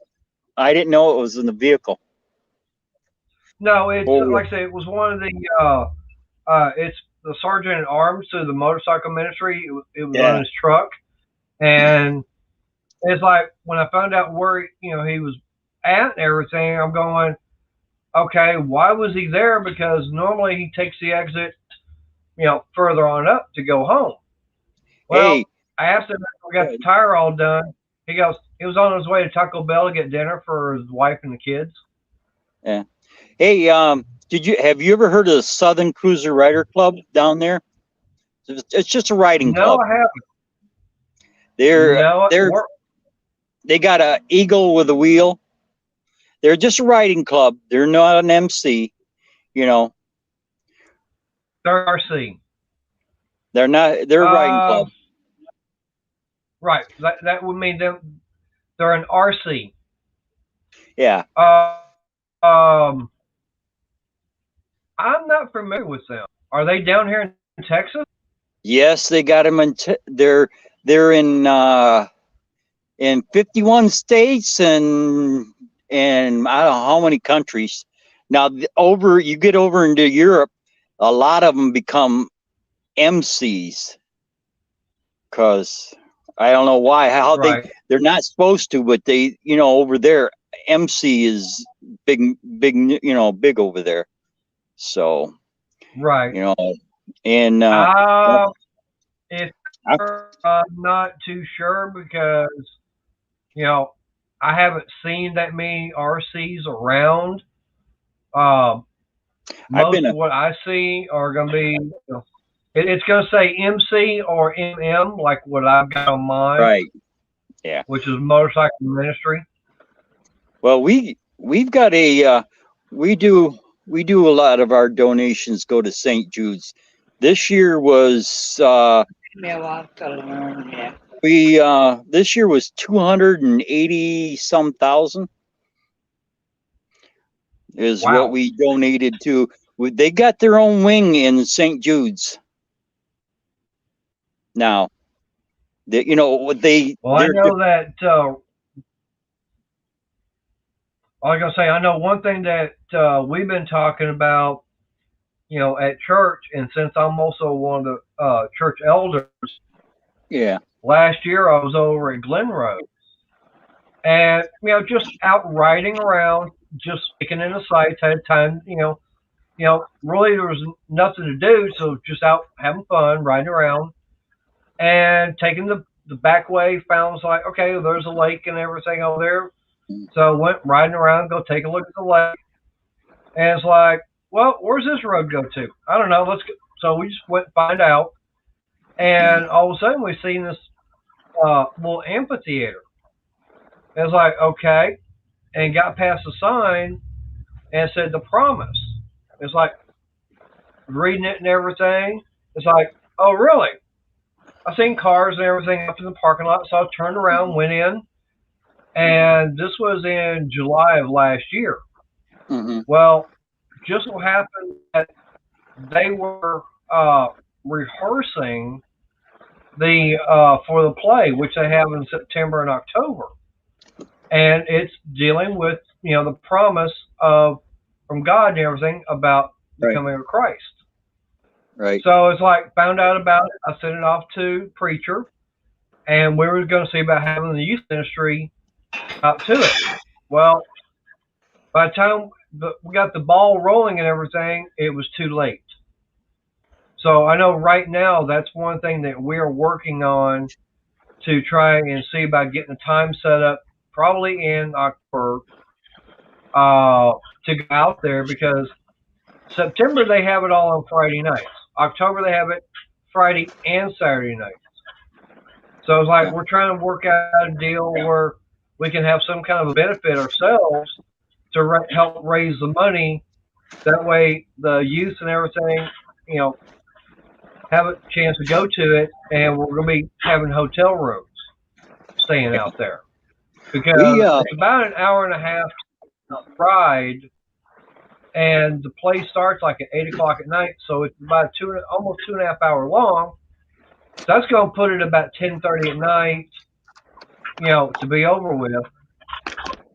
And so, I mean, we're going to be getting back, leave right there. It's over at 10:30. We're looking at somewhere between midnight and 1 o'clock getting back. Right. And it's not that safe night to be on a. So we're looking at getting hotel rooms.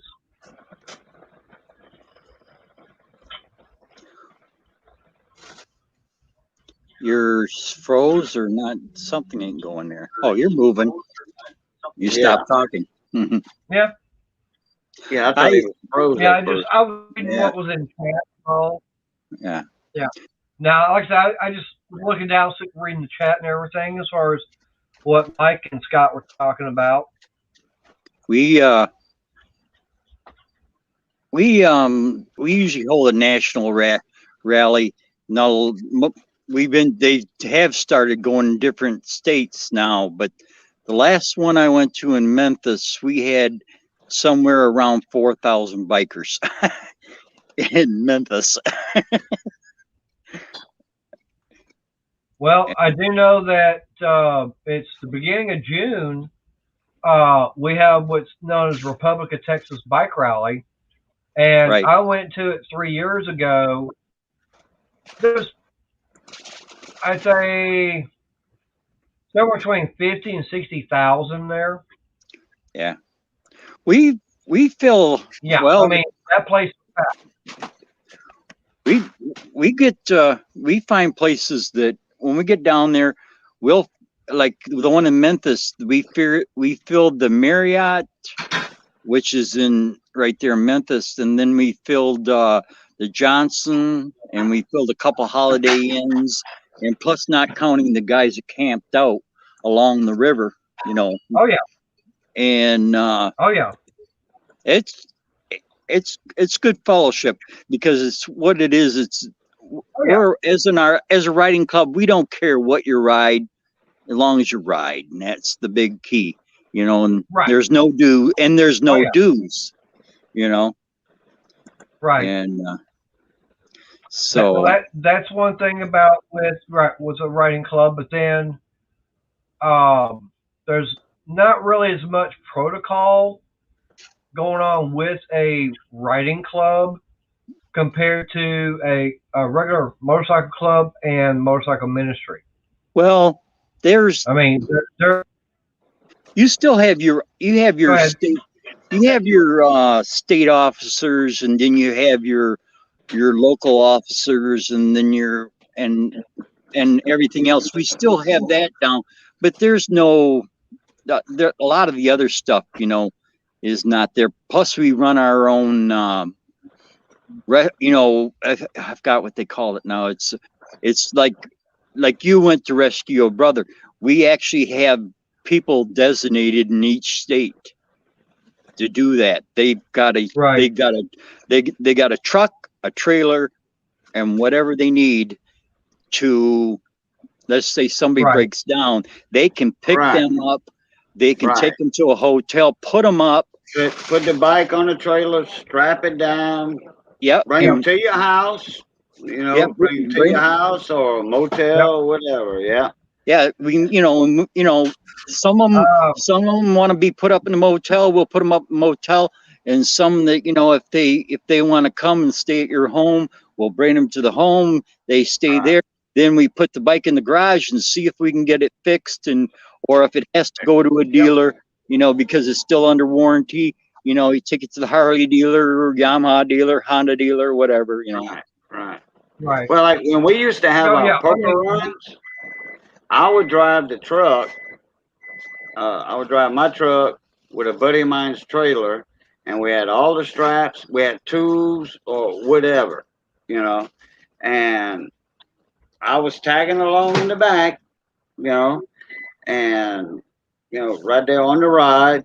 And if somebody would have trouble, we load the bike on the trailer. Either I was ahead of them or behind them, and they'd call me on my cell phone. Hey, Boudreaux. Yep. All right, we over here. Where are you at?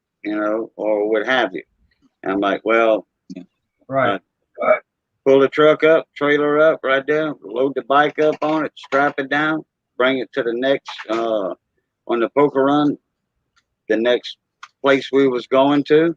Then everybody was like, okay, well, let's go ahead and do this. Let's see if we can get it running. If not, the bike would stay on the trailer, and he would ride next to me on the passenger seat.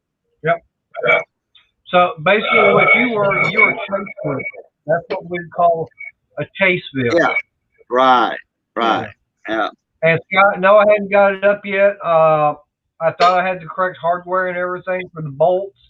And actually, I've got the bolts. The only problem is I don't have the nuts for them. I got 1/4-inch bolts. What I'm wanting to use these, they're 1/4-inch by 2.5-inch carriage bolts. But unfortunately, I've got 3/8 nuts, but I don't have any 1/4-inch. So nope, I'll have to see about getting some. We used to. Extend my smoker and American flag I put up. Well, Mike, tell them to kiss your foot. The people that are angry at you about that.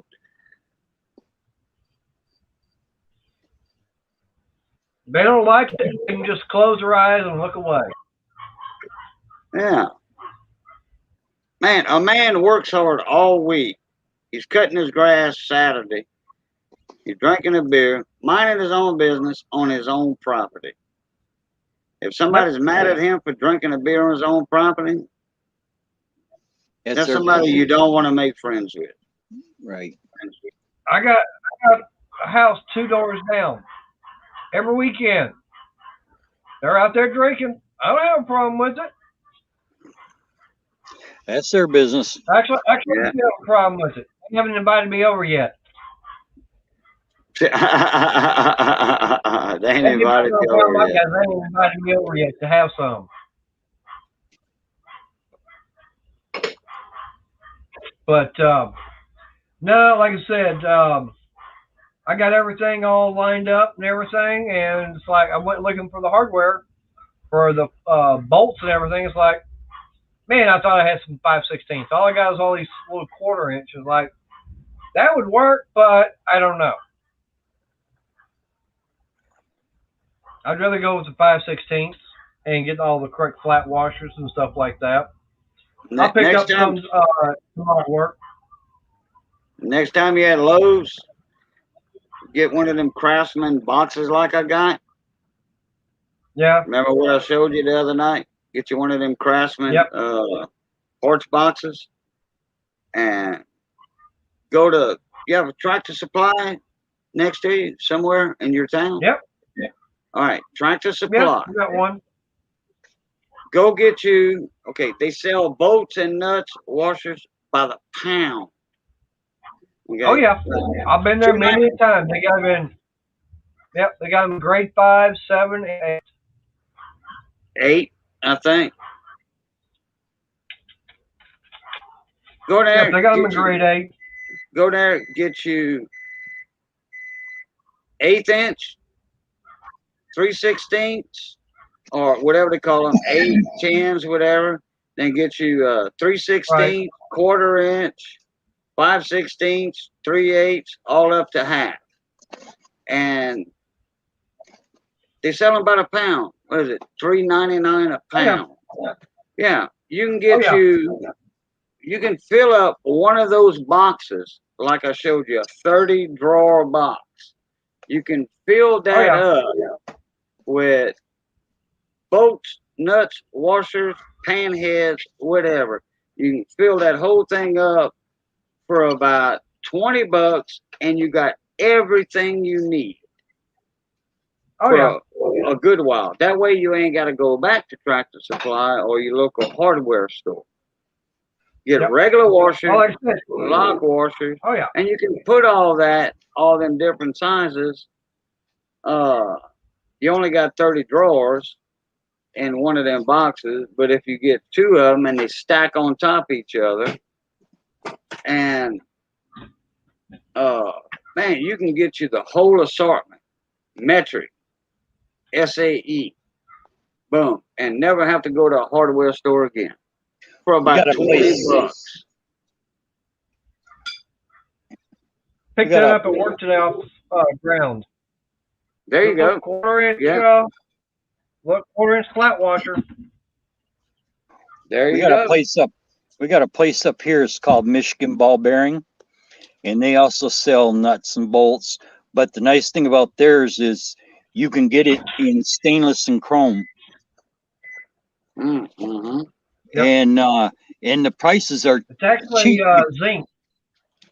because I go there and get ball, bearings and seals and stuff, and as long as you got the number, and they're not, and a lot of the stuff's made in the United States, so it's not cheap junk. Right. It's industrial, and they're not, and the prices aren't marked up outlandish either. So, Right. as we went through there and got a whole bunch Oh, of, so you got to come across the pond. Yeah, across the pond. Yeah, English are good guys. And instead of going to Right. Harbor Freight, I want to check see if they had any scratch and dent sales. There you go, Scott. Hey, and I was talking about that the other night in the panel. I was like, when I used to go in Sears, when it was Sears Craftsman, that was the only, now this is 30 years ago, okay? And plus, Oh yeah. so you could only get Craftsman at Sears at that time. Yep. When I was looking at a toolbox or something like that, I was always asked the manager or whoever, the top person that was there in the tool department. I'm looking for something that's dented, damaged. I didn't say dented, I said damaged. Because Right. I'm an old hand at anything and everything on fixing. So I could fix it and make them drawers slide, if you know what I'm talking about. Just like yours. You know, Oh, yeah. you got a good deal on that. did you, Yeah. hey KJ, Yes, sir. did you know that the old Craftsman ratchets were made by Esco? I think Esco was their main tool. That's who made their all their tools. Yeah, up until this new junk Yep. they put out. Well, now, when did Esco make their tools for them? That Uh, was it's your old Craftsman. yeah, E- right, right. but I mean the ones that are using, they're fully, the good heavy duty ones that you bought, not this smooth off, rounded over and all this polished things. Yeah. The good old Craftsman that Square, yeah, the square yeah, ones or they're whatever. squared off boxy, and that. When I was I got- working at PHI, when I was a older teenager, I was a aviation technician assistant helper. That was called a helicopter mechanic. PHI was Petroleum Helicopters Incorporated.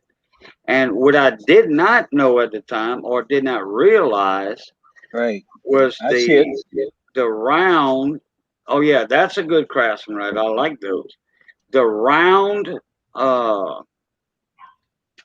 well, something like that, but Well, that's it was Craftsman. a fine tooth ratchet. I forget how many teeth in it. It was a 3/8 ratchet.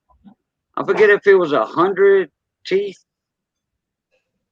on that, and it was like, but the helicopter. My boss told me, he says, if you're in a tight spot, which in helicopters you're in a tight spot, Yeah. and a regular ratchet like that first one he showed, that first Craftsman, the clicks are too far from each other.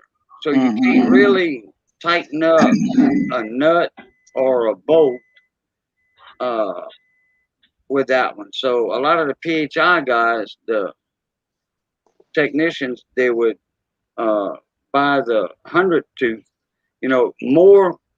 more teeth than whatever, if it was 1/4 inch or whatever.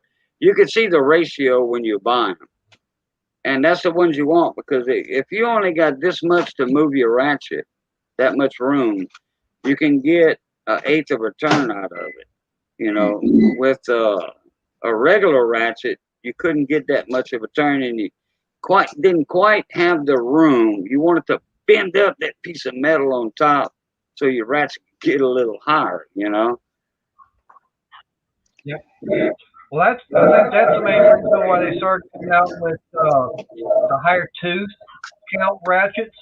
That way, you would have that, wouldn't have to go as far. Yeah, when you was in a tight spot, you could still grab like 4 or 6 teeth instead of 2 teeth. Right. Yeah. And then Mike said, I thought Craftsman were made by Apex. Well, it depended on what years. Craftsman had several different tool companies make their tools. If you look up the first 3 numbers on a Craftsman, anything Craftsman, it don't matter if it's a refrigerator, a lawnmower, or whatever. You find the list, and it's on the internet. You find the model number list for Craftsman, and they'll tell you who made that product. Yep. I do know that. Yep. It's about, for her. See, it's probably about 3 o'clock in the morning over there.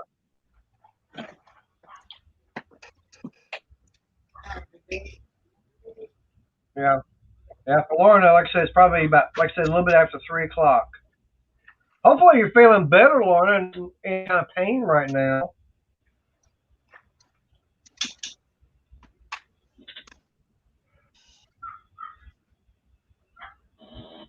But, yeah, that ratchet, that Craftsman, that was a 3/8. Actually, both of them are Craftsman. The first one was the 3/8, and the other one was the 1/2 inch I've still got. Well, one of the identifications for the ratchet is the top where you flip your from reverse. You're flipping your ratchet from taking the nut off or putting the nut on. Some of those are solid, and then the one when they started to cheap them out, is when they started they put the pin, they had a pin down through the middle that was separate from the lever. And then Yep. farther on down the line, then now they're putting plastic gears and stuff in these newer ones. Yep.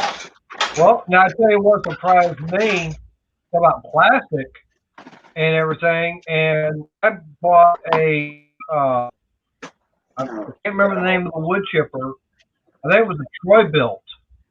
Well, it had a Briggs & Stratton engine on it, and it finally just crapped out on me where it wouldn't run or do anything.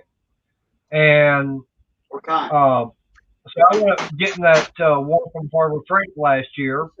Hadn't had, I've had a little bit of a problem dealing with carburetor, but I mean, it was just the needle got stuck one time, and I know I got to check it out now. But That'd be a big what one. really got me was I took that Briggs & Stratton engine off the other one. I was actually going to put a Predator 212 on there, and I'd already done the video of me getting everything set up for it. Well, come to find out that Briggs & Stratton, it had a 7/8 tapered shaft. That Predator 212 is a 3/4 straight shaft key. I'm going, okay, well, that ain't going to work. So then, like I said, I went and bought that one from Harbor Freight. But I took that Briggs & Stratton engine apart. What really got me was the gears for the camshaft and the lobes are plastic. You're right. I'm going, really? Somewhere around here, I still got that camshaft. But yeah, I mean, the gear on it was plastic and the lobes were plastic. I can't Briggs & believe that. I'm Stratton going, camshafts have been having plastic gears for quite some time, and the lobes yeah, Yeah.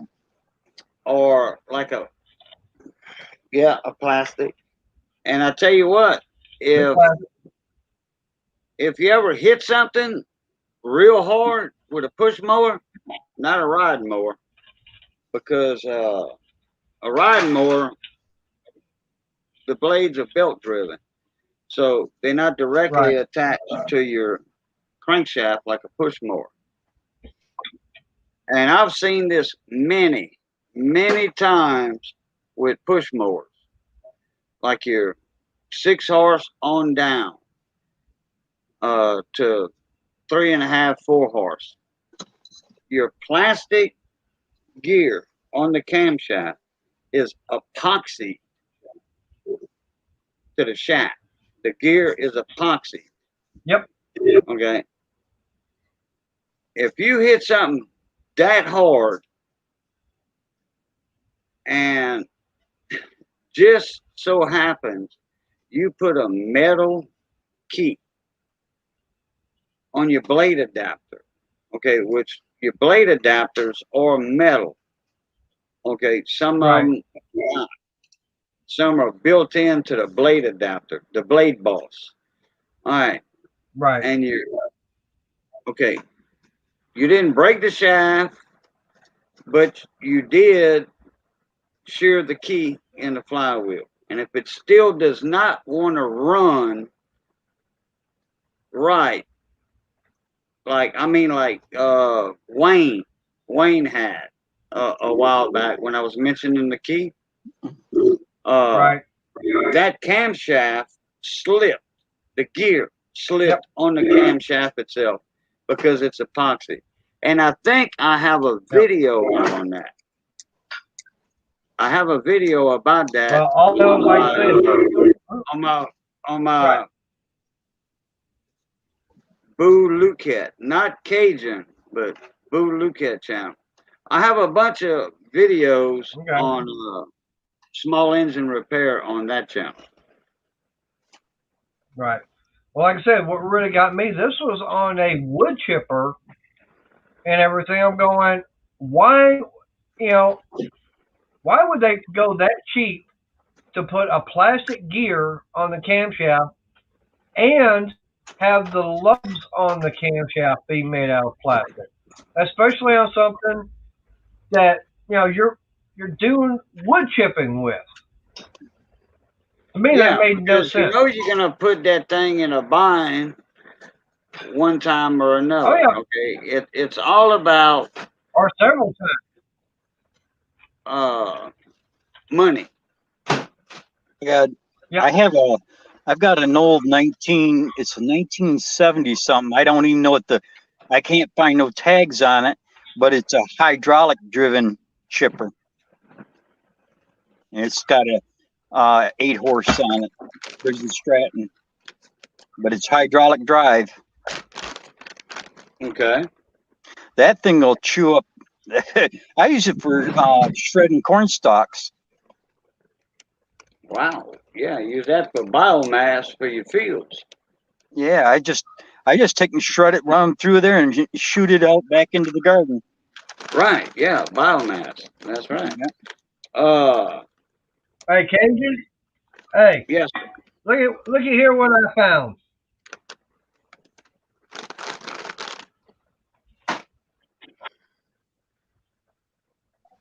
Plastic. Yeah, that's Plastic. the cam that came out of that Briggs and Stratton engine. Like I said, the gear here, the cam gear itself is plastic, and the lobes are all plastic. Correct. And, Yeah. like you said, it's epoxied on there. But I'm going, who in their right mind had the crazy idea of doing this for an engine that is going to get beat the hell out of? GM. You know why they did it? The consumers. To save money. The consumers. People like me and you, but actually I'd rather buy a piece of quality equipment than a disposable piece. You know, people are like, "Oh, this is too high. This is too expensive." So what they do, Yep. Briggs found a way to make an engine cheaper. Okay, show me that show me that cam again. All right. Oh, I want you to look let at me go back. something. On the inside of the Hang gear, on. by where your Right. hand's at. It's about right All right. there. Okay, now, okay, on the shaft, where the shaft connects to it, but between the lobe and the gear, is the ACR Yeah. still there? You talking see about that the little for the mechanism? governor? Talking about the little mechanism for the governor? That's not for the governor. That's not for the governor. Okay. Okay, is it still intact or it's gone? It's like worthless. It's supposed to be up against No, the I mean, camshaft. That's yeah, shot. I mean, it's on there. It's got the spring and everything. Yeah, but it's I mean, not that's on a supposed to be spring. it's not supposed to be moving like that. That's what's wrong. That's your ACR. That's your automatic Okay. pressure release. That's for when you go to start your engine. You know what I'm talking about? It doesn't pull hard. What it does, it relieves the exhaust pressure. It moves a tiny bit. Right. Boom.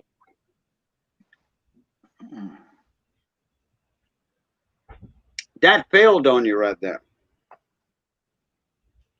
I don't know what it was. I mean, this has got a spring on it. So Yeah, but it's not supposed to be moving. It's not supposed to be moving toward the lobe and the gear. It's supposed to be attached to the gear itself. Well, all I know is that, like I said, I took the engine apart just to find out, and it's like, really?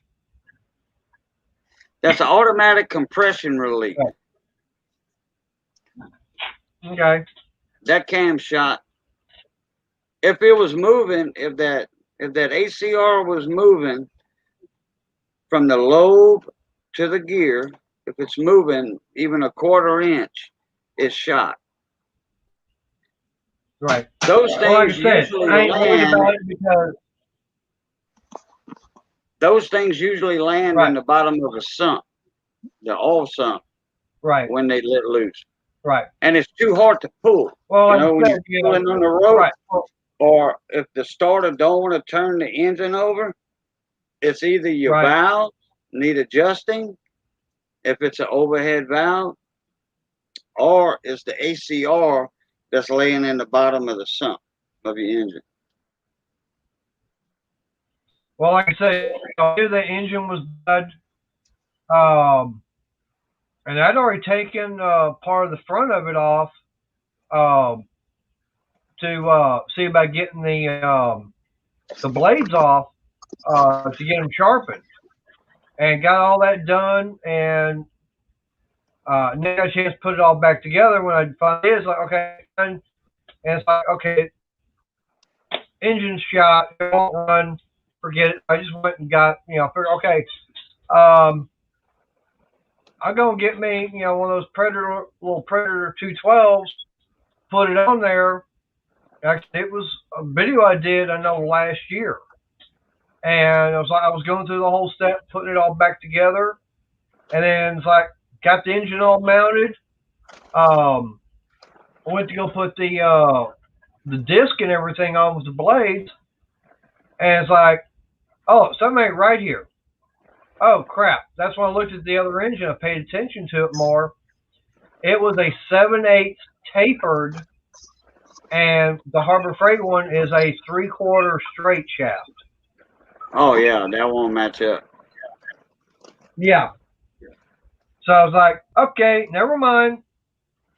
That's Like just I like said, then after that, generators. it's like, yep. It's like generators. The shaft on generators, when they come out after the seal, they're the same size and then they taper down.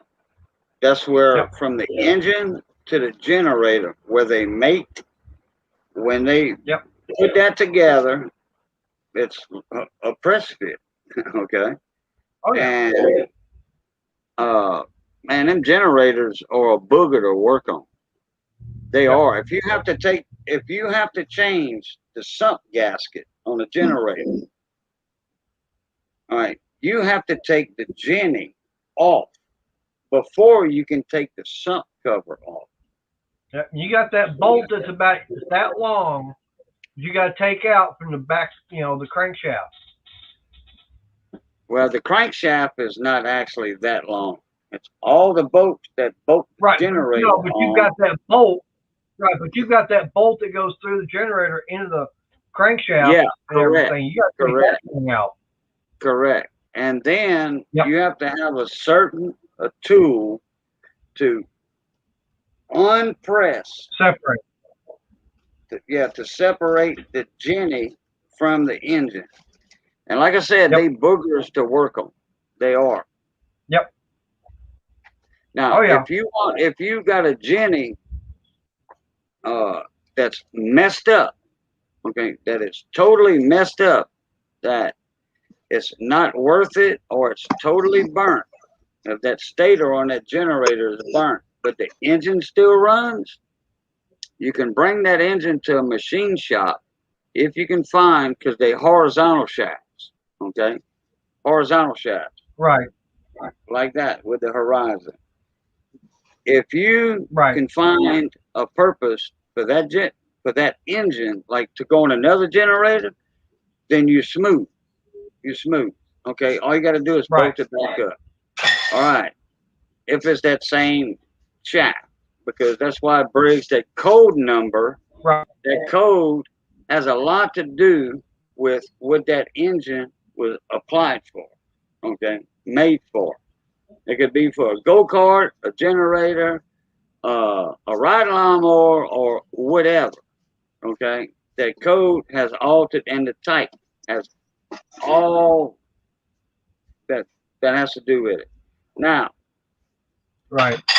if you want to put that horizontal shaft engine on a go-kart, bring it to a machine shop, they'll build that shaft up. They'll lay it down. That's with the shaft being out of the engine, of course. Okay. Right. Build it up, they'll weld on it, build it up, and then they'll lathe it down to whatever application you want, and they'll mill you a keyway in that shaft. Yep. Okay, and that's a lot cheaper doing that, letting the machine shop doing it. Now they're not going to tear the engine apart for you.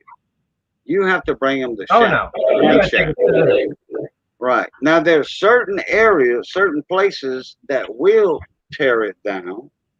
Okay, because it's not really that much to take a crankshaft out of a brazen strike if that machinist knows what he's doing on those engines. There's some in town that will take it out for you, but I just take it out myself, Oh yeah. and I'll bring. And then we have a machine shop in the shop, and then we have a mill. We have that. And then I looked at. I want to get back with the machine shop. I forgot to bring my notepad when I went to the big shop. I wanted to make a video of that metal shaper we have. It's a Cincinnati metal shaper. And Old School Machine Shop, or wait, what's his name? Old Right. School Machine Shop? Yeah. He made a video not long ago on his step toe stepper metal shaper he's got. And I want to like I'm listening. the one that's in the big shop is about twice the size of the one he's got. But this one has the built-in 3-phase electric motor on it too, though. You know, and it's a bigger unit actually.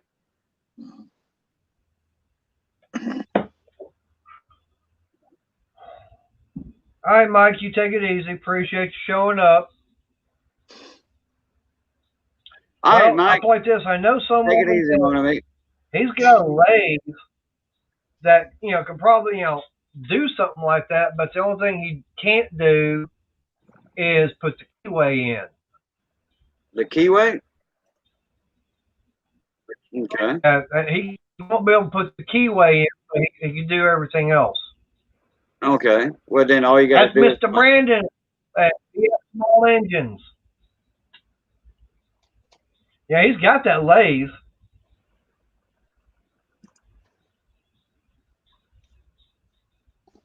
Where's He picked Brandon? up one of those a while back from I don't BF see Small Brandon. Engines. I don't see him in No, here. he's not in here. No, I'm saying he's got one of those lathes.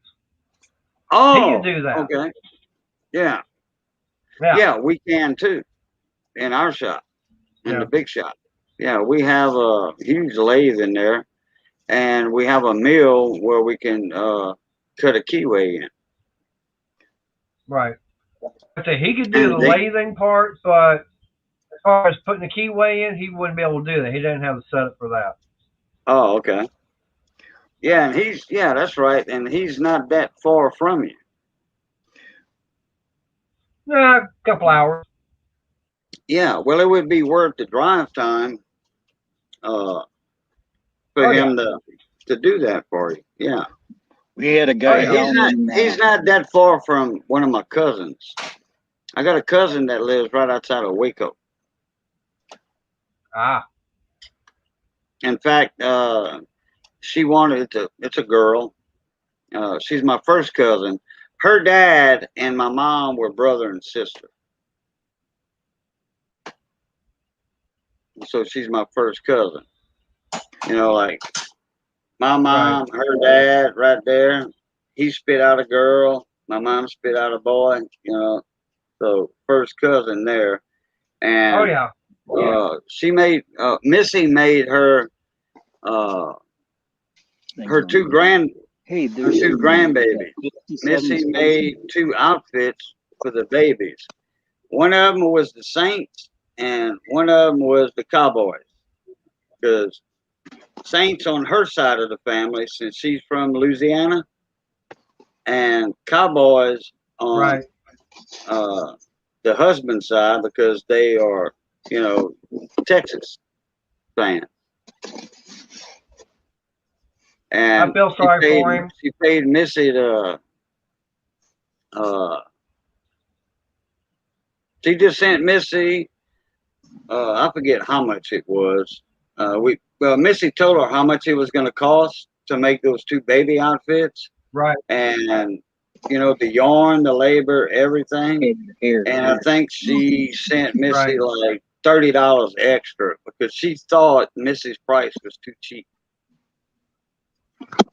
So she sent Missy. I know I keep telling everybody that for me, I know exactly what would be the perfect Halloween costume for me to wear. That's to go out and see if I can find like a Troy Aikman shirt, he's and good. some pants, and get all kinds of Dallas Cowboys paraphernalia. Grab the little Right. flag banners and everything. And that'd be my perfect Halloween costume because anybody knowing me from Houston and everything, that'd be scary, me going to be a Cowboys fan.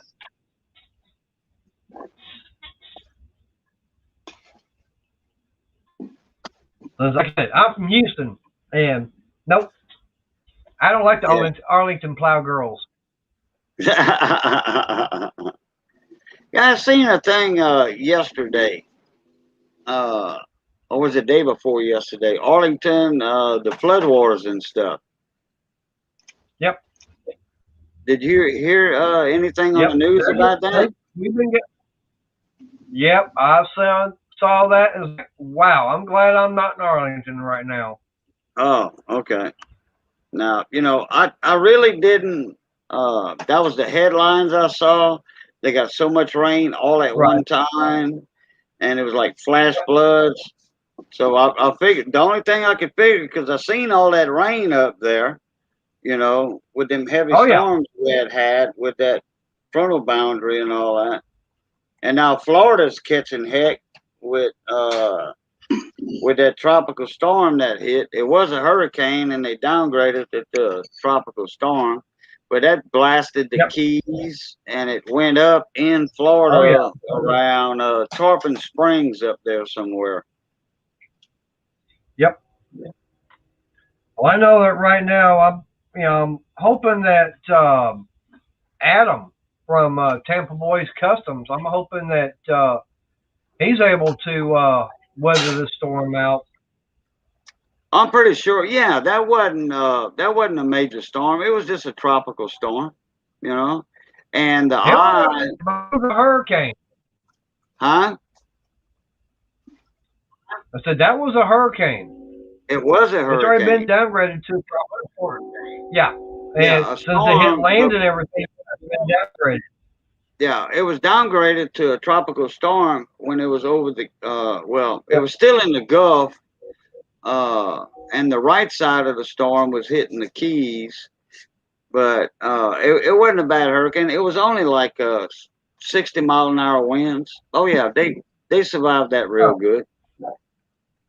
Okay. It probably lost some light power, maybe.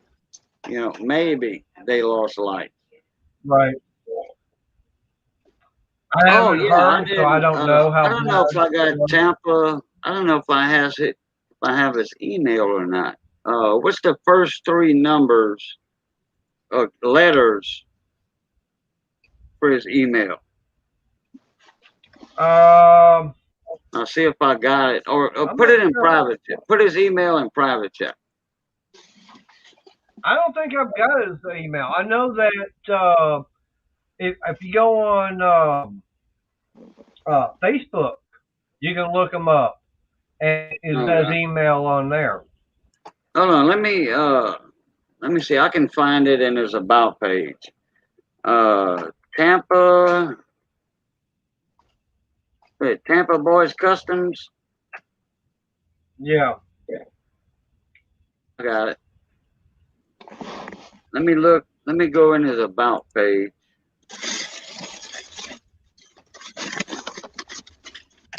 And his email should be in there. There it is.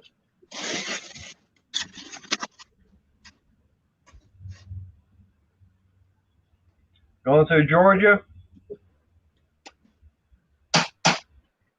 Yeah, I could use a little bit of rain, I guess.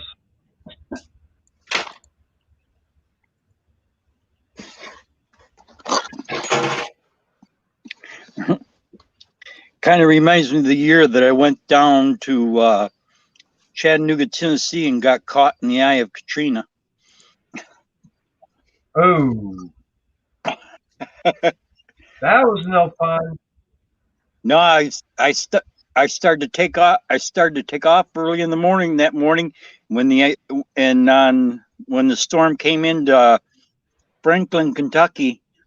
I was sitting in a gas station and I watched. It looked like about 3.5 inches of water rolling across the parking lot, and Oh, I just left the Holiday Inn on the other side, and I watched that water going across the parking lot. It jumped the berm.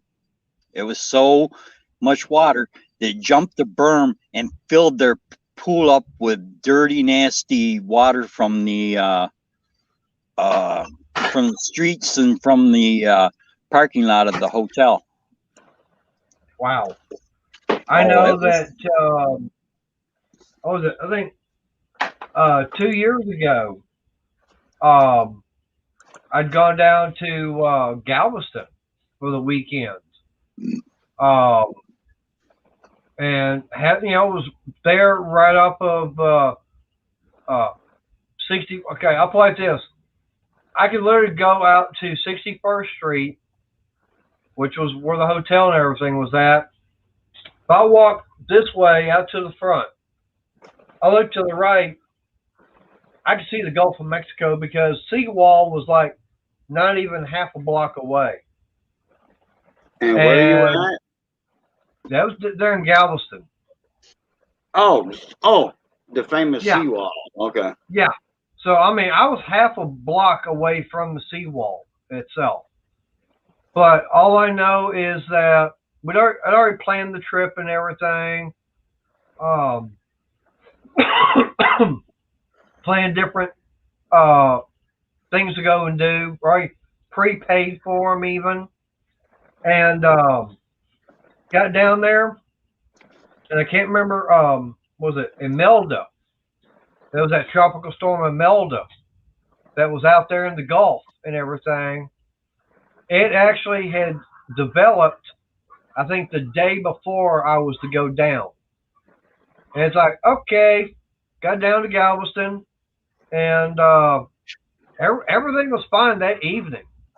Um, went going over to Rainforest Cafe and had dinner and saw quite a bit. Saw the little shows they put on. Um, got the next morning, went out and about and saw different areas of Galveston. Um, had stuff planned for the very next day. That's when Imelda decided to say, "Hello, here I am."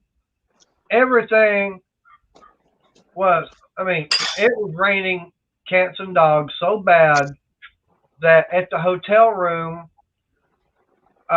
we had our lights go off, come back on, and then they went off again, came back on. The third time they went off for almost 2.5 hours. Okay. Oh boy. And there was a guy, he came in, I'm outside the door having a cigarette, and he was saying, yeah, from like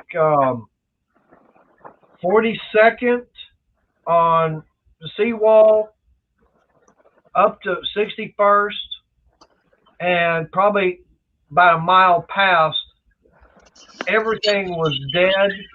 And then everything basically from seawall about a mile inland, no power for about 2.5 hours. We have floods here. What they call is, I don't know. It's like those 100-year floods or every 50 years or whatever.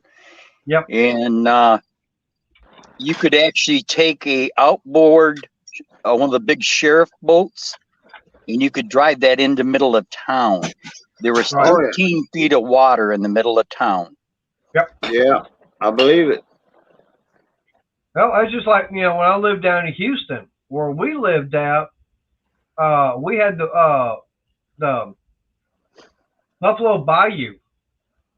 You know, probably about a mile or so down the street and everything, and then right behind the house had, I don't know what you'd call it, but I mean the thing was probably 25, 30 feet in width and probably about 15 feet in depth, and that was where some of the other water ran to down to the bayou down there. Yeah, it was a drainage canal for that area. Yeah. Right.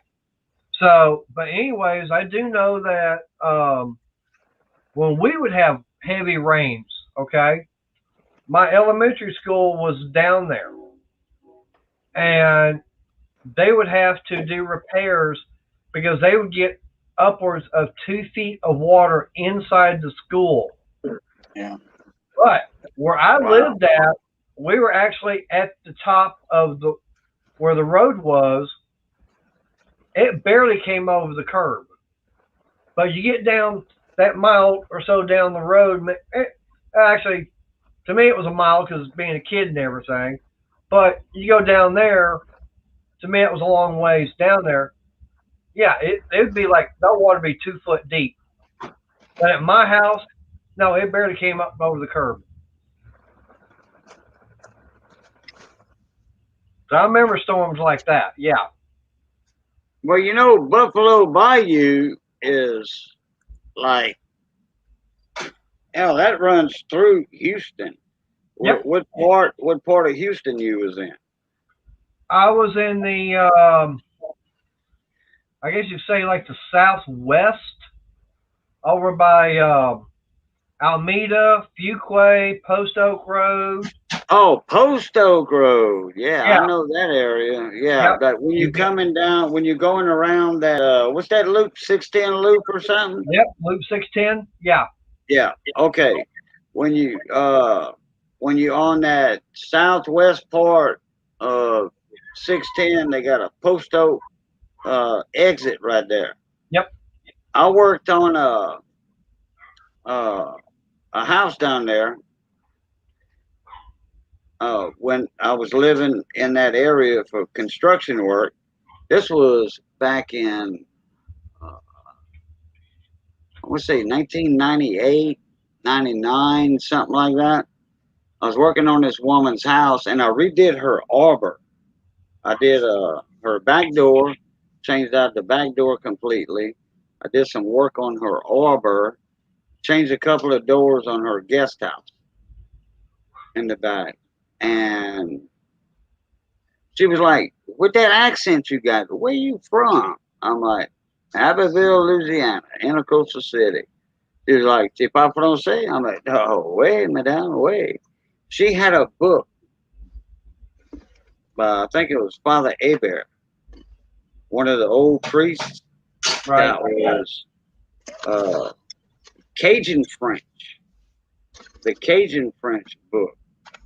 Wow. From English and a couple of different varieties in there, the Cajun French. Right. And she gave me that book.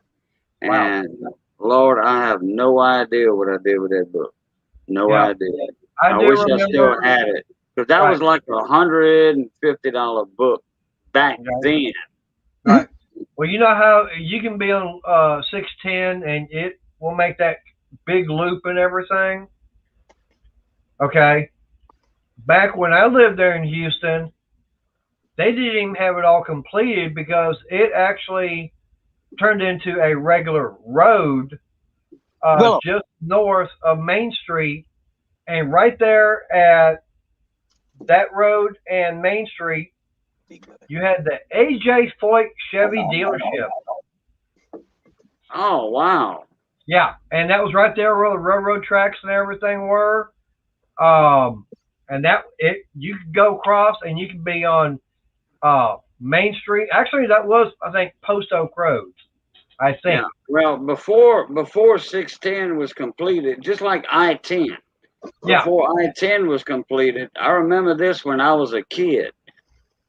From Louisiana to Texas, before I-10 was complete, we had to jump off at we would be on I-10, but the overpasses weren't complete yet. Right. On either the north and south roads going over I-10 or the I-10 overpasses going over the other roads. And Right. the exit ramps and all weren't complete yet. So you have to detour off in a certain town and then go down Highway 90 for like 10 miles and jump back on I-10. You know, Yep. so that's how that was at the time, that Yep. 16. Then I remember Sam Houston Parkway, which they call Beltway 8 now. Yep. It's still Sam Houston Parkway. Yeah. Or Beltway 8. Yeah. Beltway 8. He's over Yep. And I remember when that was not complete, and you can ride on it for free Yep. in certain areas. And then it was completed like on the west side of town, and you had to go through the tolls because Beltway 8 is a toll road. Yep. Yep. And it would Right. cost me like $6 to get from FM 1960, which comes from well, it doesn't start at I-45 going north Right. Houston.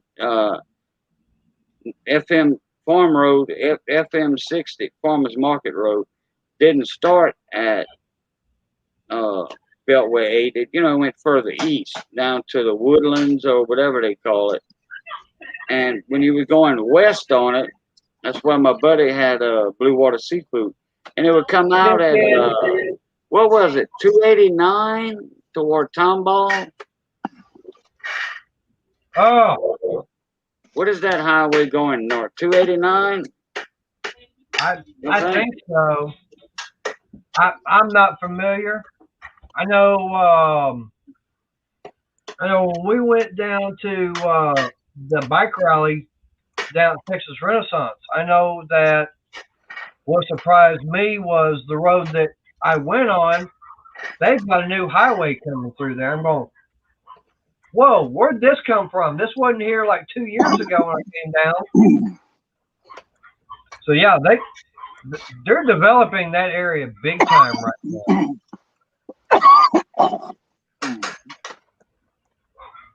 But yeah, like I said, for me, it was, there's a lot that changed. I mean, Oh, I yeah. would be lost in that area right now. oh yeah.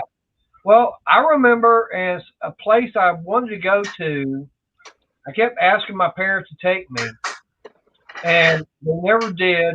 There's two places that were down there, and I will never get a chance to go to either one because neither one are there again. One was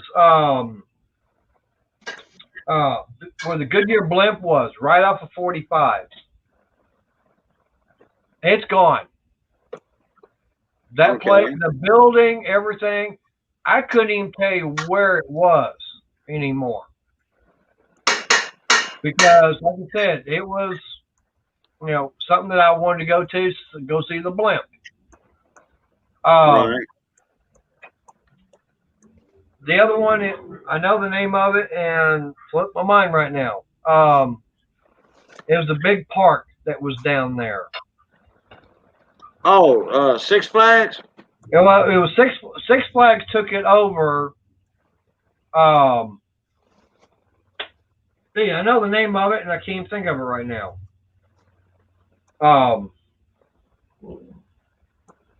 It's not Six Flags over Texas because that's over here in Arlington. It's still going.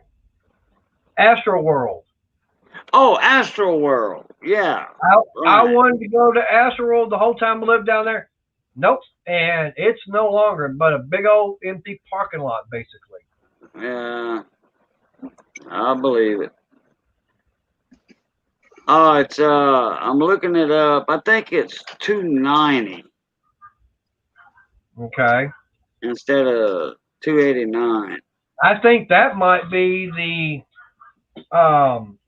one that I was talking about that I was surprised to see it on that road going over by between Plantersville and Magnolia.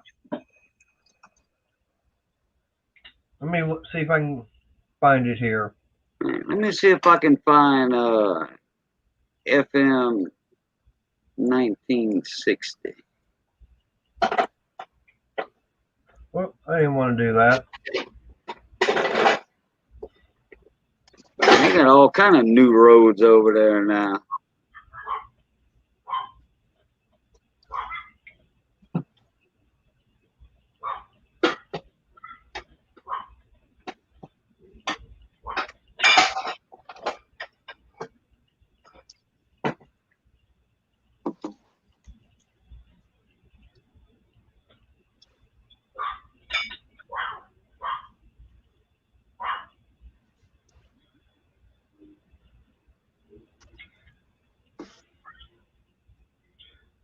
Okay, 249 is that one that they've got coming in now.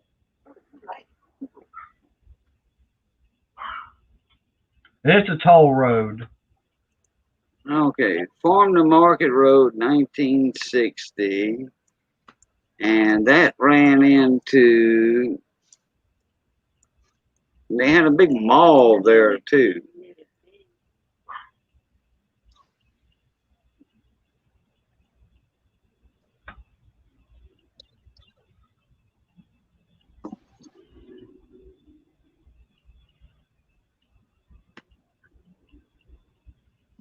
Uh, 249. 249.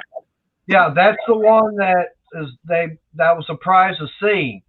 That's that new toll road that they're working on that actually had to go under when we went to the DOH rally. Okay. It is, yeah, it says Tomball Parkway. Yep. Now, that was the Tomball Road at the time. But now it's a parkway. Yep. And it's a dang toll road, huh? Yep. And it actually goes under the Sam Houston tollway. It goes under yeah, Yep. oh yeah, Beltway 8. Yep. Let me see. Can't even see Beltway 8. Now I got it. Well, my phone don't. Yeah, it says 8. Yeah, on here, it does. Yeah, 249. Yeah, it goes. See, where it. Can you see what I'm doing? Yep. With my hand. Yeah. Okay. Sam Houston, and 1960 goes this way. Yep. East and west, and the Tomball 249 goes up at an angle like that. Yep. From southeast to from southeast up to the northwest.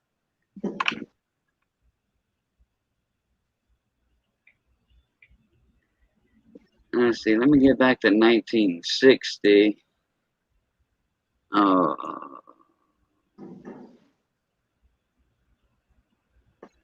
Blue Water Seafood. In fact, Blue Water Seafood bought out one of the what do they call them? Papa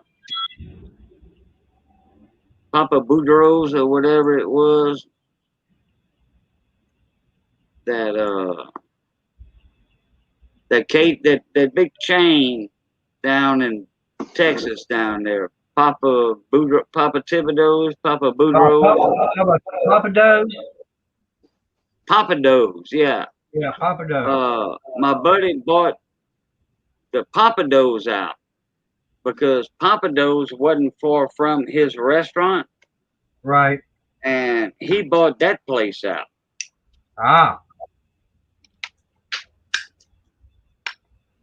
Yeah, that's the place I was the master boiler at for the crawfish and crabs. And then he sold it to somebody else, and then he moved back in his small place because he made a killing. He made a killing by selling that big restaurant. And he moved to Blue Water Seafood back on 1960 because it was a lot smaller place. Wow. They got more Western stores, boot stores in Houston than you can shake a stick at. You can buy a pair of boots for $100 over there because they got a lot of competition. Right. Well, I just found the area where I lived at. Up like this. Hey, Eleanor, I just seen you popping in. Up like this. Like I'm looking out my front door. James Madison High School was this way. Montgomery Elementary was to my right. And then the junior high was back behind me somewhere. Never even went to that junior high. Hey, Eleanor, how you doing? Mrs. cooking a gumbo. Chicken and sausage gumbo, and she put some chicken hearts in it. All right. They call it the Sims Bayou. Sims Bayou? Yeah. I've heard of that. Yep, that was it. Okay, what part of Houston? Just south of Orem and You was on the west side? no, on the south. Okay. All right, let me look up Sims Bayou. That's SIMM, right? No, SIMS. Oh, okay. Let me put Bayou in here. That might bring me to it. And no, it didn't. Sims Bayou. It just expanded the map and wanted me to look for it. All right, tell you what. Look up James Madison High School. Because I've heard of Sims Bayou when I was staying in Bay Cliff and all that, and working right there at Blue Water Seafood. Right. Okay, Madison High School. James Madison, yeah.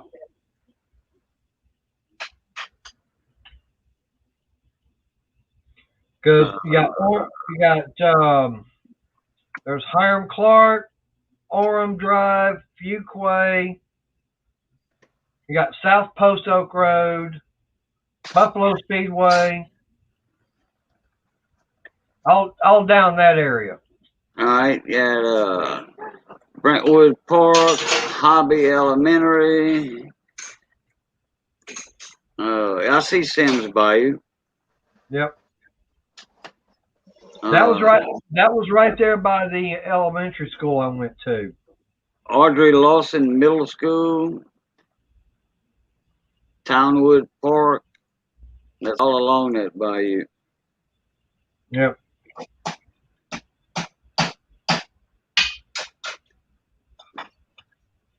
You know, me and a buddy of mine, the guy I was running a crew for, doing remodels.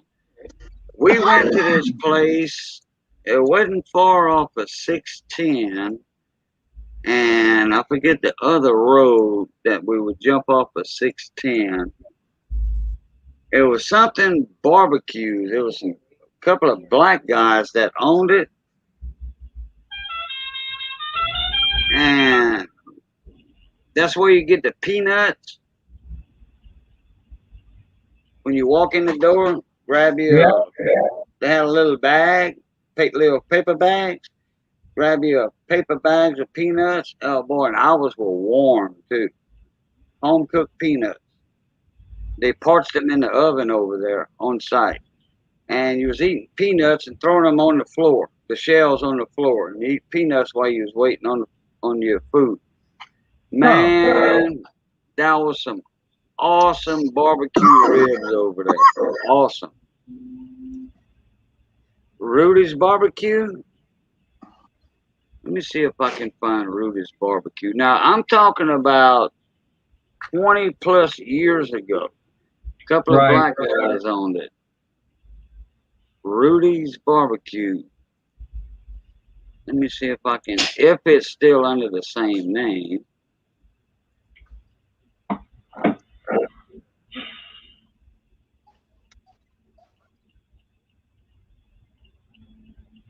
I'll let you know in a minute when I see what road it's on. Hey, Shell. How you doing? Oh, Shell's in the house. Yeah. Hey, Shell. How you doing, Shy? Okay, Rudy's. No, there's too many of them in there. This was it wasn't a chain back then. I see 1, 2, 3, 4.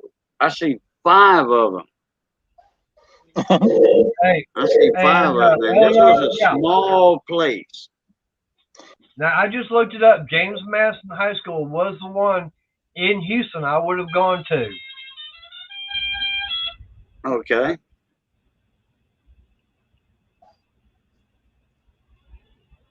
Didn't Sims Bayou go to let me see if I'm on Sims Bayou right here.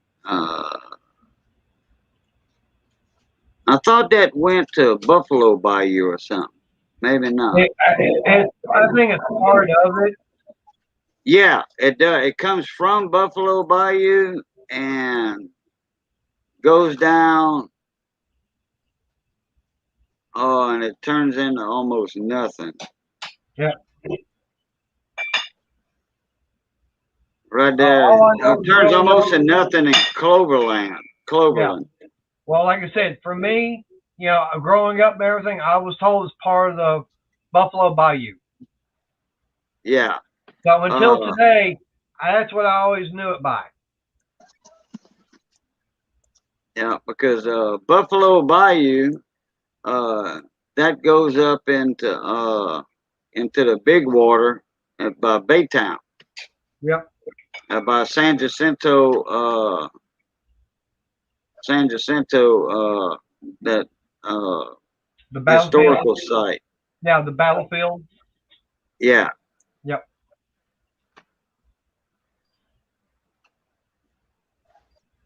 Okay, I'm on 610. I'm looking there, and take it easy. Rudy's. Like I said, this was off of 610. Yeah.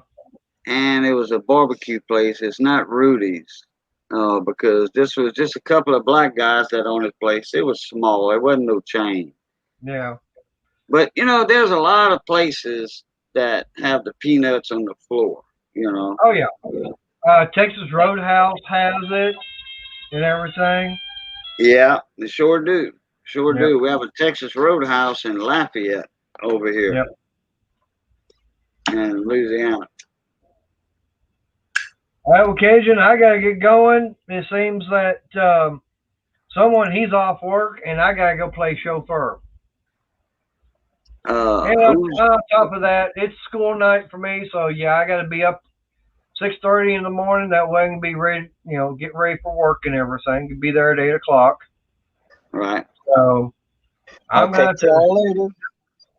I appreciate you coming in, Wayne. Yeah, glad I can help out a little bit. No problem. Sorry I had to bounce out for about an hour. I wasn't expecting that. Well, it was fun. Yep. It wasn't that long. It was about 40 minutes, 45 minutes, something like that. Wasn't that long. Yeah, we kept the crowd entertained. We was talking about this and that and the other. Okay. Well, I appreciate you doing that for me, Cajun. And like I said, I gotta go pick up the package from work from Jack in the Box, or as I say, we got that fancy restaurant here in town. It's called Jack in the Box. Jacques in the box. Jacques in the box. Yep. Yeah. Jacques in the Box. So that works, man. Hey, when I used to go there when I was down in Bay Cliff, yeah. Look, man, their chili cheese fries, that was the bomb. Yep. All right. It's been fun tonight, but like I said, I need to get going. That way I can go pick him up and get back to the house. That way I can get ready for bed and get up early in the morning. Because like I said, 6:30 is going to roll around early for me. I don't know about you guys, but yeah, it's early for me. Let me do this the right way, like Missy tells me to do it. All right. Love, peace, and crackling grease. I'll catch y'all Pluto Later. All right. Y'all have a good day. Oh. Appreciate it, Cajun. I'll see y'all later. See you later.